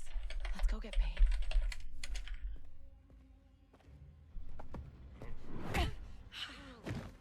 That worked. He's the boss because he knows how to handle the Empire. We cannot trust those officers. They take our credits now, but what stops them from stabbing us in the back? Nix. Yeah, I should have not clicked the thing away. Let's check the trailer because at the end you get an idea who is doing what, where. It's 11-bit Studios. Hang on tight, little AMD 11-bit Studios. Yeah, it's potentially self-published again. So it's a full indie game. Okay, so Frostpunk 2, we have it as well. Fable 2, 2024, question mark. Frostpunk comes 2024, okay. Slowly upgrading our list here. Okay, we'll figure this out.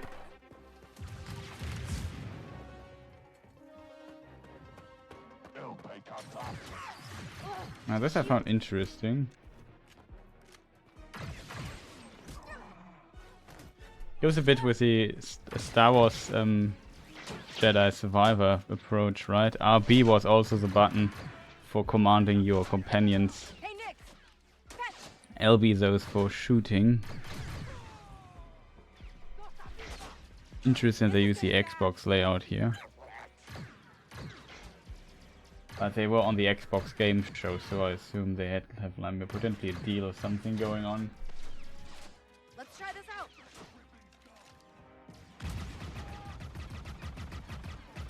Oh yeah, Donut, Jacent or whatever it's called. Put this on the list as well, chat. You know what? Why not? Jacent. I think that went pretty well, right? Was there a release at the end?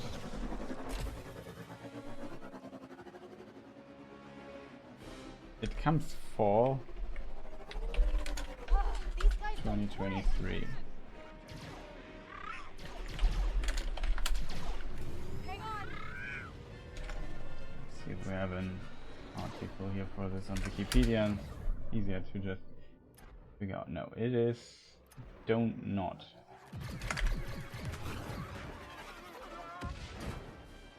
Don't Not. That was close. Not sure who the publisher is for Justin though. ND5, I got the package. Where are you? Waiting for you at Jauntus Hope. Yes. Don't Not is publishing and developing it seems. What else matters? Don't Not Entertainment. Anytime soon. Don't Not Entertainment. Well, they'll probably forgive me. Comforting.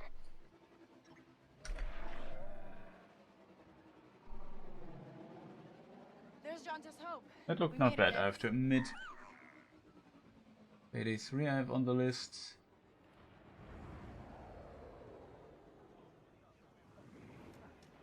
Citizen Sleeper looked also kind of cool.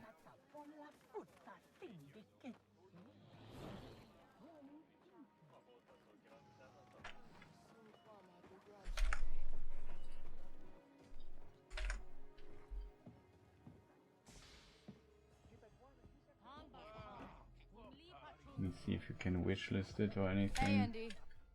You're late, Kate. Doc is waiting. What? Are you worried? I mean, soon it's not. Okay. We'll put it on the wish list. No, but you Troy. What? Be careful. Donka's a broker, not a friend. She can't be trusted. Who can out here? See you back at the ship.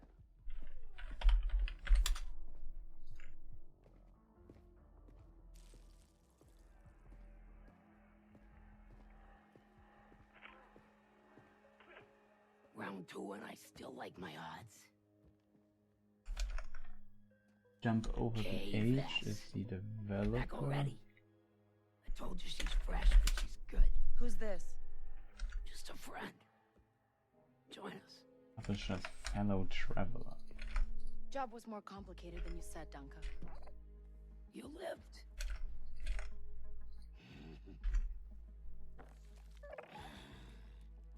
Hey, these aren't toys.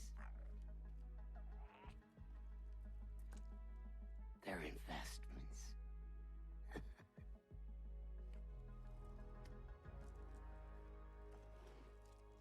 Nivelas that also look kind of interesting, I have to admit. Don't really know many of Yeah. you. Stealing illegal contraband, running with syndicates. I could say you're a threat to the Empire. That's on Steam already. You're smart. We added to the wishlist as well. Thanks, but I'm smart enough to get myself out of trouble. You pay the tax just like everyone else. Whoa, kid, let's just 2024. You won't make it off to Shara alive.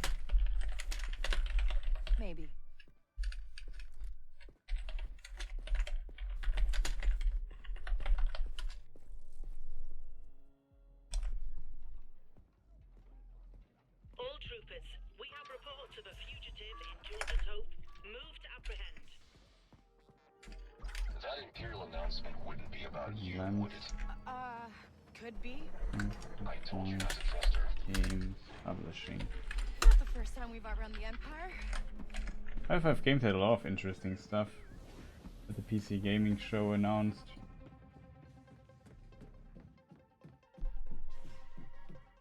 We need to leave. Yeah. Phantom no Liberty, kidding. of course, we have already.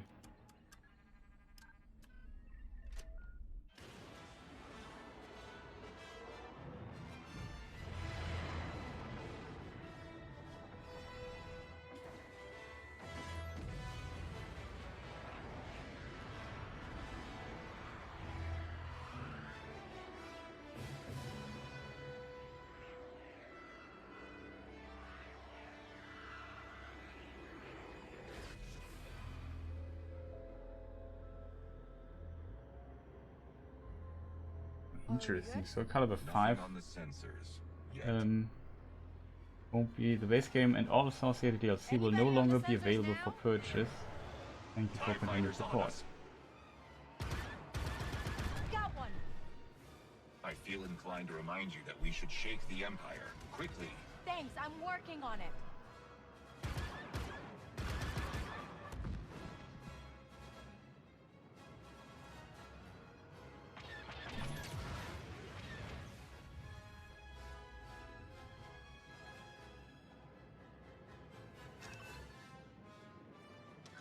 ND, get us out of here. Installing hyperdrive. Let's jump.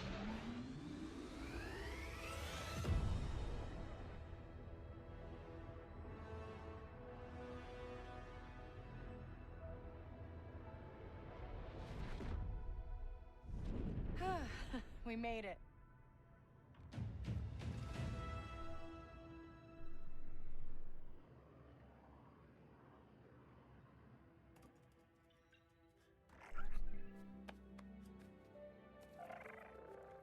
Hey. Got your new toy. So, where do we go next? Anywhere we want.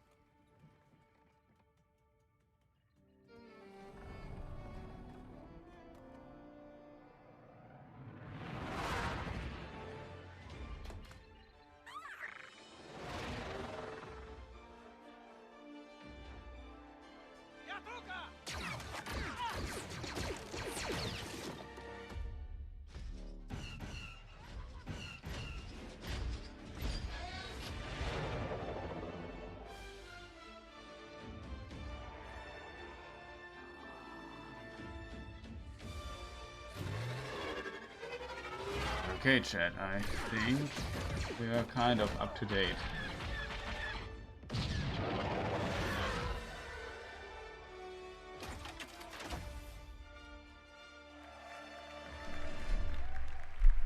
But yeah, pretty impressive, I have to admit. Is there much to say or left to say, chat? I don't know. You can watch the other gaming shows on the VOD channel. I put them online already. Next gaming show will be at midnight from my perspective, in about 3 hours. There will be the Capcom showcase, I think, if I read the time correctly.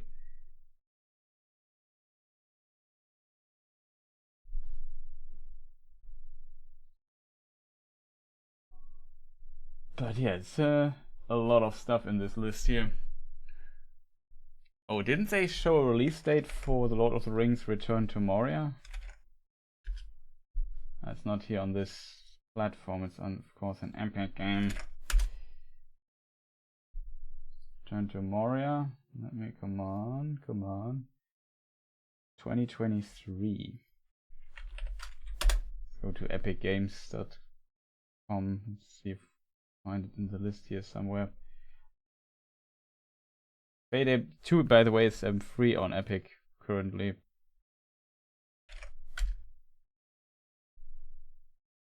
Let's see. Come on, open it, and do we have a release date here? Yeah, whatever. It just says 2023 for Return of Moria. Didn't they show some kind of release date or so? Did I just stream this? 3 days ago, game trailer thing. Yeah, I can show you the trailer for the Moria game here in the background. We can of course like it. Our story is more than what hobbits and elves know. It says fall 2023 here at the end of the trailer. I have it also opened on my other browser screen here. Across Middle-earth, delving for riches. Yet the greatest Put it in the updated in the list at least, so we can do it. This Q2, which we are in, but it's fall 2023.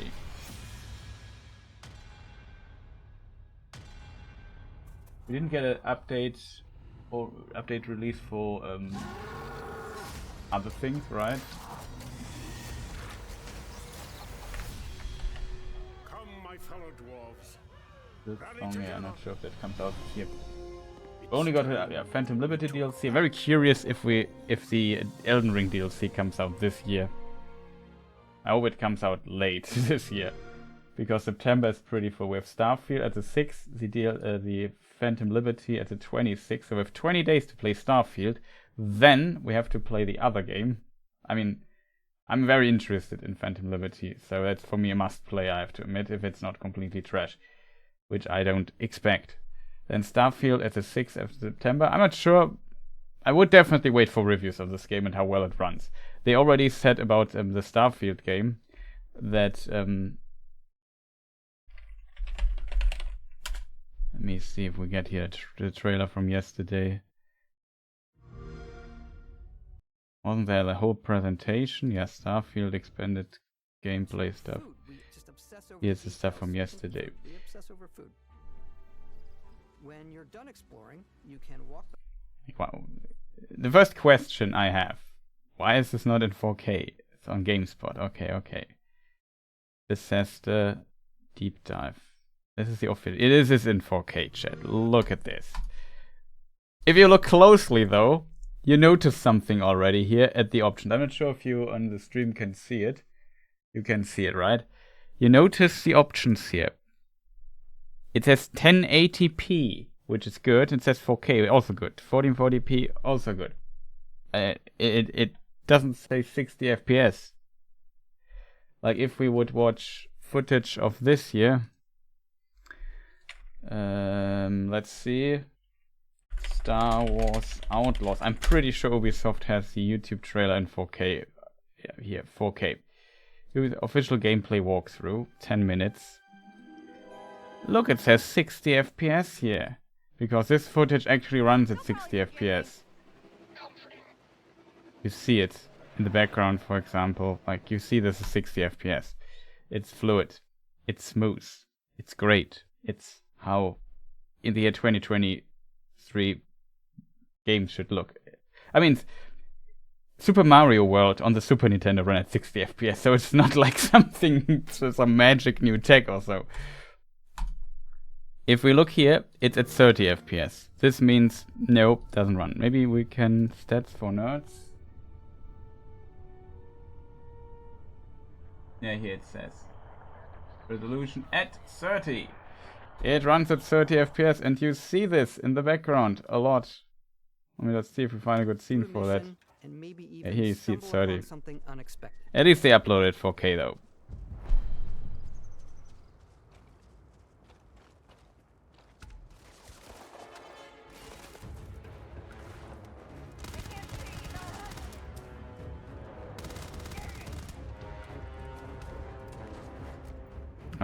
I think I also saw some frame drops, but I'm not that good at seeing those.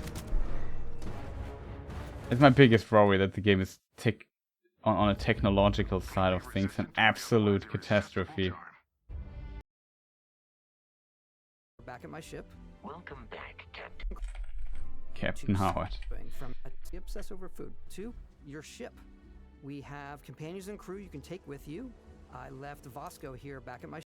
Look at the trees in the background here. Walk back or fast travel to your ship. When he moves the camera around here.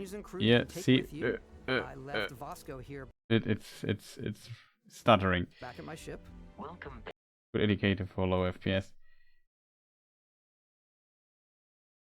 And quests. So the main focus when we're designing is... It's paralyzing if you really stop and think about it. Begins. It's also where your adventure with Constellation begins. Like this year they updated, I feel. We've seen this in another trailer and it looked worse than here. It looks a bit better. It doesn't look fantastic. Some already making excuses why this runs at 60 FPS at consoles. Like I don't see there's no reason why it should run that inconsistent, to be fair. Oh my god. Look for the people. Neon started out as a fishing platform, but is now known throughout the Cell systems as a pleasure city, where almost for you. Fusion is hiring the best and brightest of today for our future tomorrow. The problem is, it doesn't look bad. Don't get me wrong. It doesn't look so phenomenal that it looks like 30 FPS lock is a must. It doesn't look better than Cyberpunk. It doesn't have to look better than Cyberpunk. Also, these face expressions are sometimes scary. My favorite trait is kid stuff. You have. That one's a lot of fun. Invest in the skills that suit your playstyle. I'm very much a Currently looking for a longer gameplay section where we can just see something. Maybe you start off with a speedy fighter that's you perfect see the for bounty hunting. stuttery thing Then you here. might round out your ship roster with a hulking space freighter to run cargo missions. There might be a spot for me on your ship. I gotta get off this rock.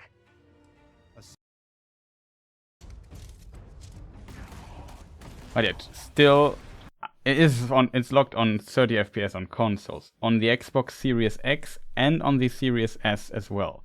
At least when you play on 4K. I'm not sure how the game will run when you just would lower the resolution to 1080 or so. No idea how this even works. On consoles, excuse me. Curious, it will come out for PC, and there I hope it won't be locked at 60 FPS. Like that would make PC players very angry, I have to admit. Me included.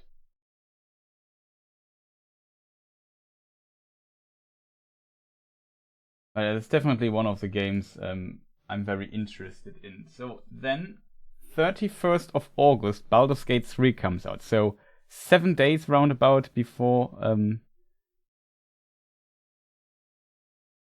Starfield comes out, we have Baldur's Gate. And if that wouldn't be enough, at the 6 days before Baldur's Gate comes out, we have Armored Core 6. So you see, yeah, that is expensive and time consuming. There's Sea of Stars, also a very interesting game. It has a bit of, I don't know, Secret of Mana vibes. Comes out on 30th, 1 day before Baldur's Gate. I think we have to play this later then. System Shock is already out, I just noticed, so I can remove it here from the list. I'm not sure if we will play it. Currently low, I just leave it. Come on, completeness sake, right?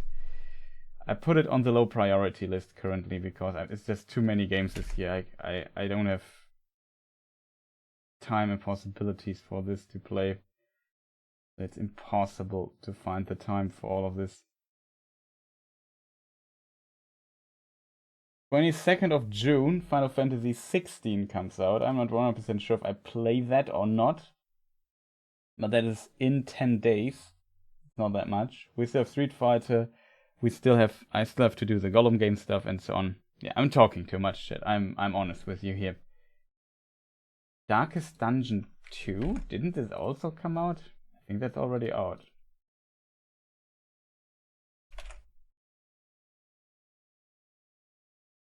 Yeah, that's already out. Church. Put it on the wish list. Darkest Dungeon 2, 8th of May. Yeah, it even says 8th of May. I'm an idiot, right? I just forgot to remove it here from the list. So, Darkest Dungeon 2. There's somewhere Darkest Dungeon 1 here on my list. Maybe I put it below it. But it's also, I'm honest, it's a low priority game right now. Oh, I already have Darkest Dungeon 2 in the other list.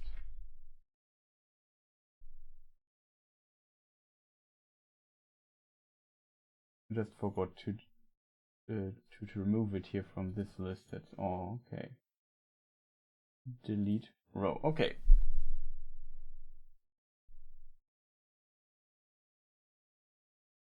Lords of the Fallen, the new game. I think there was some revealed stuff for that. Lords.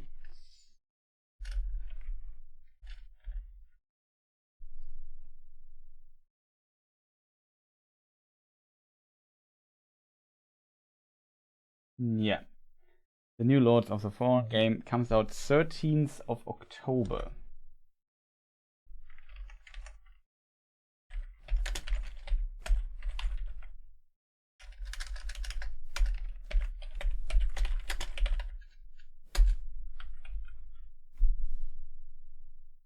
Xworks CI, yeah, that's correct.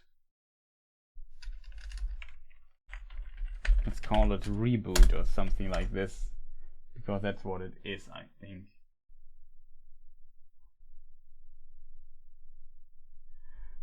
I think they also showed a trailer.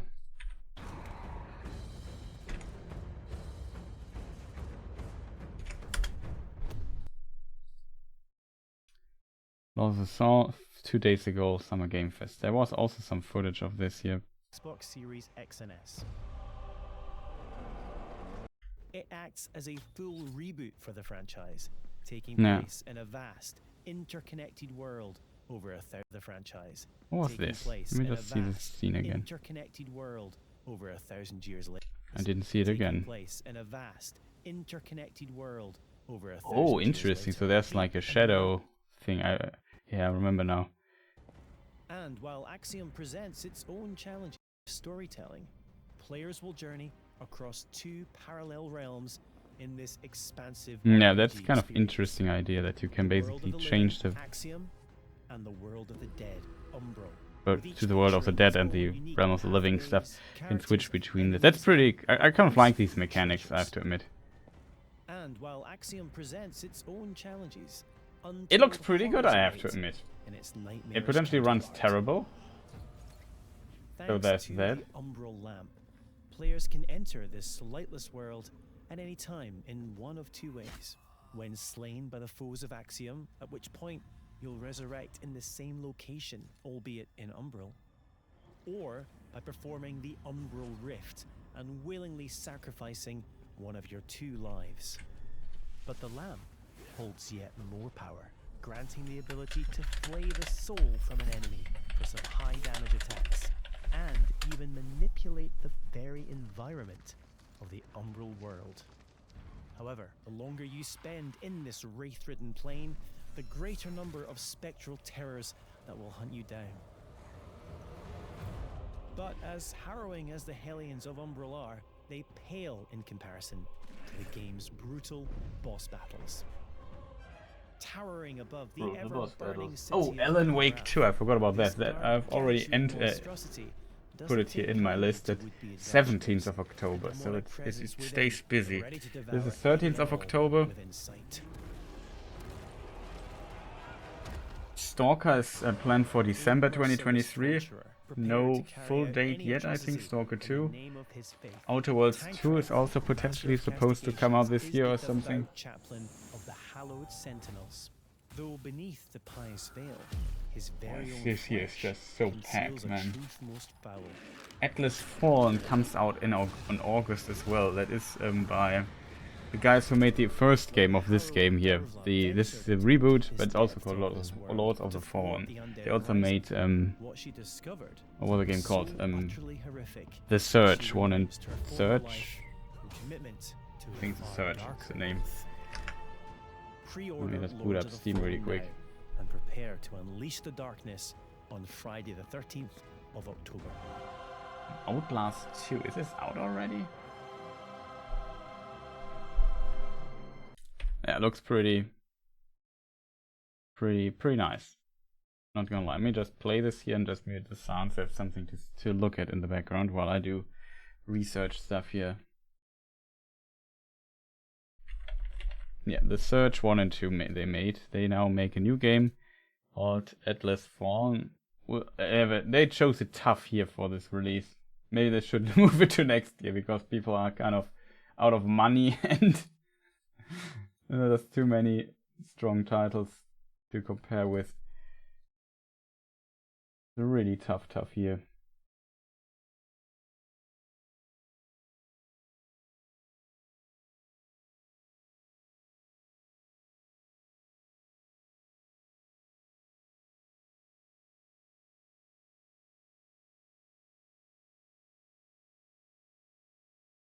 Steam Outlaws I was looking for. Not that I want to play this, but I think it's in my list here. It seems like Outlaws 2 came out in April. No, that is... What is the other Outlast game? Not 2. Outlast 2, A New Beginning. What is this again? I'm confused. Oh, it's I'm mixing it up, chat. That is not Outlast, it's Outcast. That is the successor of... Yeah, it's a very ancient game, but whatever. I think I put it on my wish list here somewhere.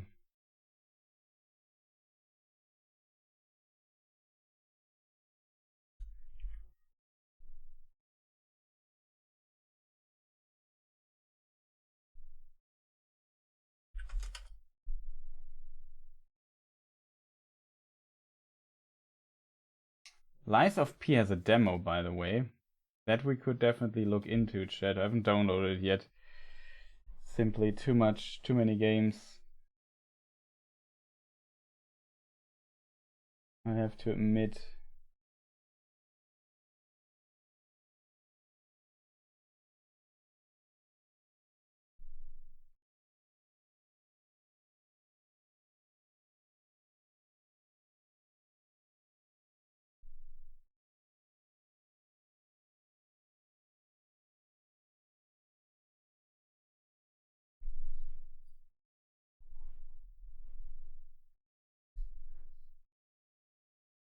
Very curious how this is going to play out.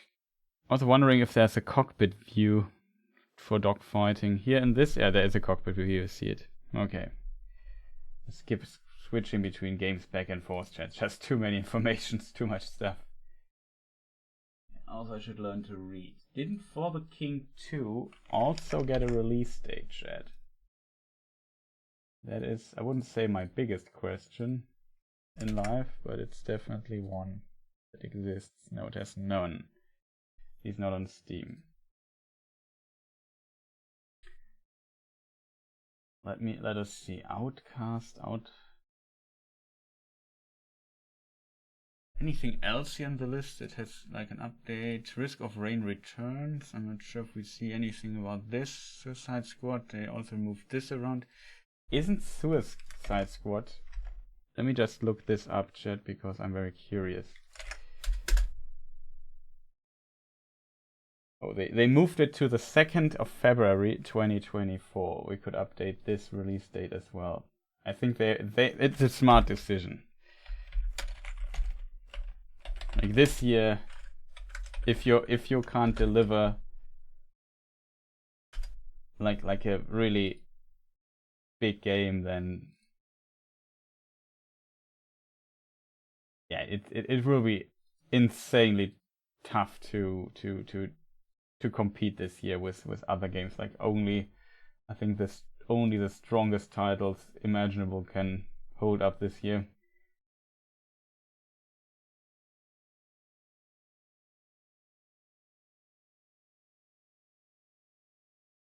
But didn't we try to find out when Ghost Runner 2 is coming out? And it said 2023 or so. Ghost Runner 2 is, Yeah, it says 2023. I would not count on that. I'll make a question mark behind that, but it seems, yeah, maybe Bloodlines 2 comes out 2024. I'm not sure. No updates so far on that.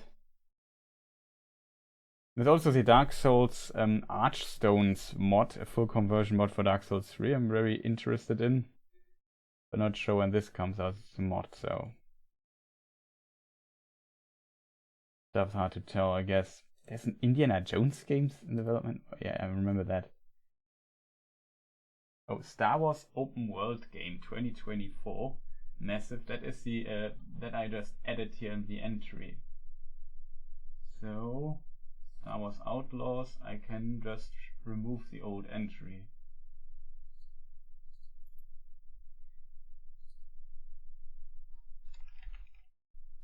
I have to admit, it looks really promising. Oh, we get a release date for Final Fantasy VII Rebirth, right? Let us see.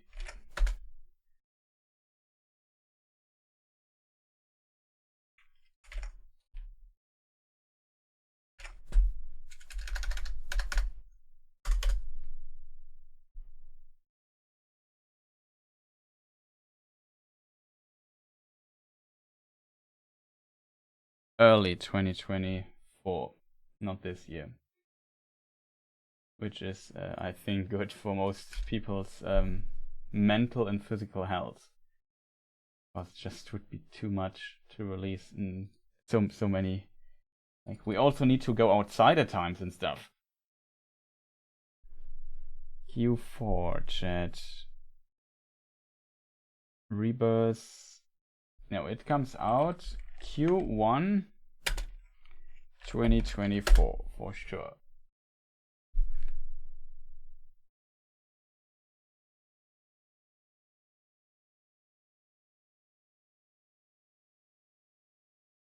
Oh, Planet of Lana. That is all. Planet of Lana is already released. We haven't looked into it because this year is kind of packed. Didn't even have time to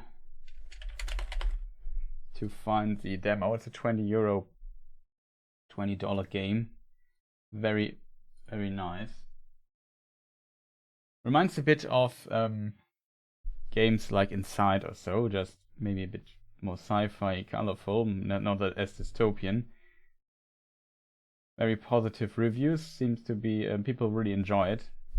That's also on my wish list, which I maybe should open. Why is it not higher up in my wish list? That is the question I'm currently asking myself. Where is it? Here it is.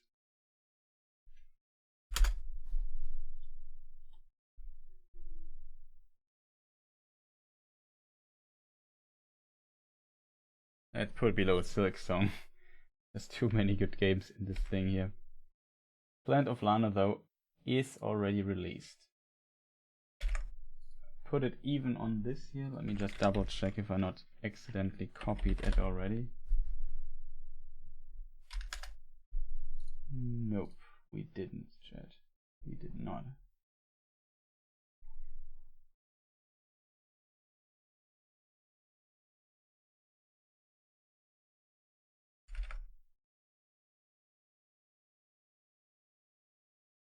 Release date Planet of Lana was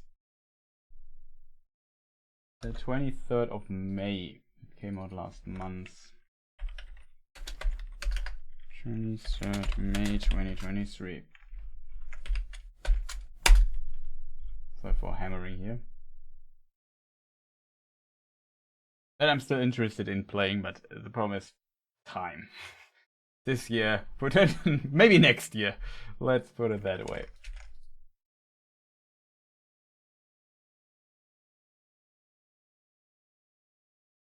That means though I can delete Planet of Lana from this page here because it's out already. Does the Outer Worlds 2 have a release date? No, right? We haven't seen that much of that game either. Nope. I only know it's in the making, but not when it comes out.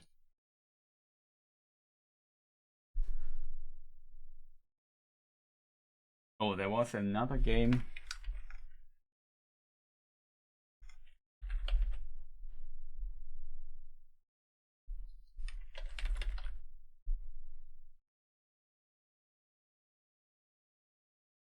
Okay, we still have Hellblade 2. Of course. That I forgot.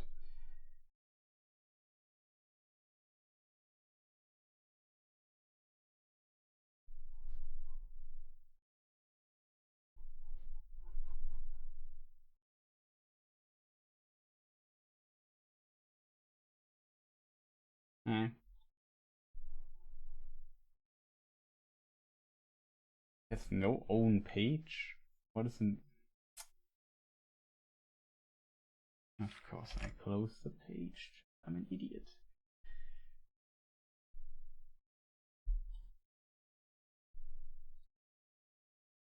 Ninja Theory, where is it?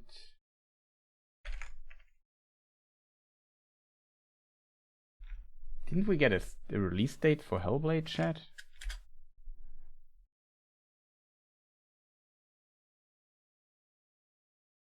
Next year, 2024. Okay, lucky me. We can just run it through here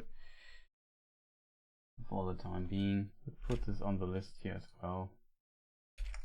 2024. It is.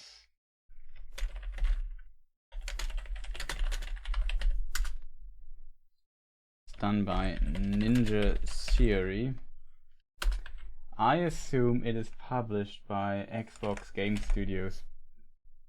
Maybe let me look at the end. Yeah, Xbox Series, Game Pass, Steam.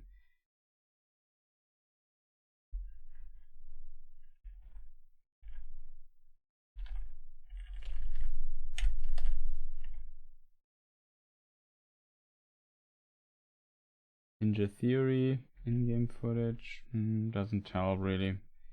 I don't know, chat. Could be Xbox Game Studios, could be self-published still. I'm not sure, but it would make sense because it's part of the Xbox, and I assume it will even be exclusive for Xbox. So, yeah, makes kind of sense.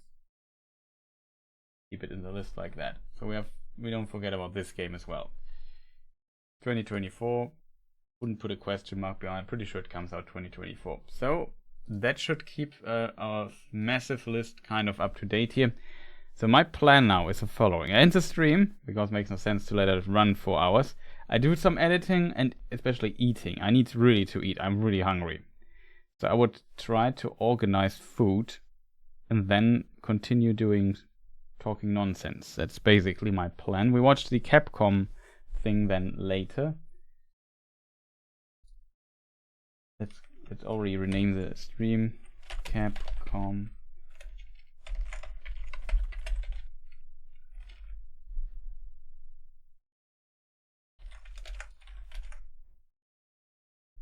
Capcom Showcase. That's what we are going to watch next here, chat. I would say, do I give you the end screen? Of course. Let me just set this up. I'm really hungry. I have not eaten today lunch, at least not. So I'm really hungry. Need to do some stuff. So I would say, I hope you enjoyed this watch party here. We looked into a lot of stuff, I guess. Sorry for the end. It was a bit messy. With trailers and so on, but we like I said, the Star Wars Outlaws stuff looked really good. I have to admit, I'm surprised by how good it looked. That's definitely a very positive thing to say. And yeah, the VOD will be up tomorrow. I tried to upload it at, I'm not sure when did it stop, 19 or so o'clock for my perspective, 7 p.m. From my perspective. The VOD should go up on YouTube. I have to wait 24 hours to upload it. I roundabout try to stick to that. Though in these showcases, it's always better if you upload them in a timely manner, I guess, because then too old, I assume. Doesn't matter too much though. Yeah, I'm back in a few hours, and in around about 2.5 hours, I'm back. I can't believe that is the case, but that's currently how it looks. I really have to do some stuff here, so I can't stream any longer here. Especially eating is important, but I also have to to check emails and stuff like this, waiting for an email, some other stuff, some editing I want to do.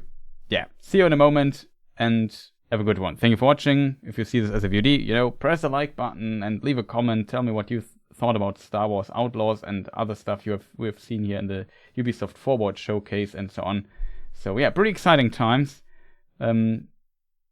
And far too many games this year. It's just absolutely insane. Like, is this the strongest video gaming year ever?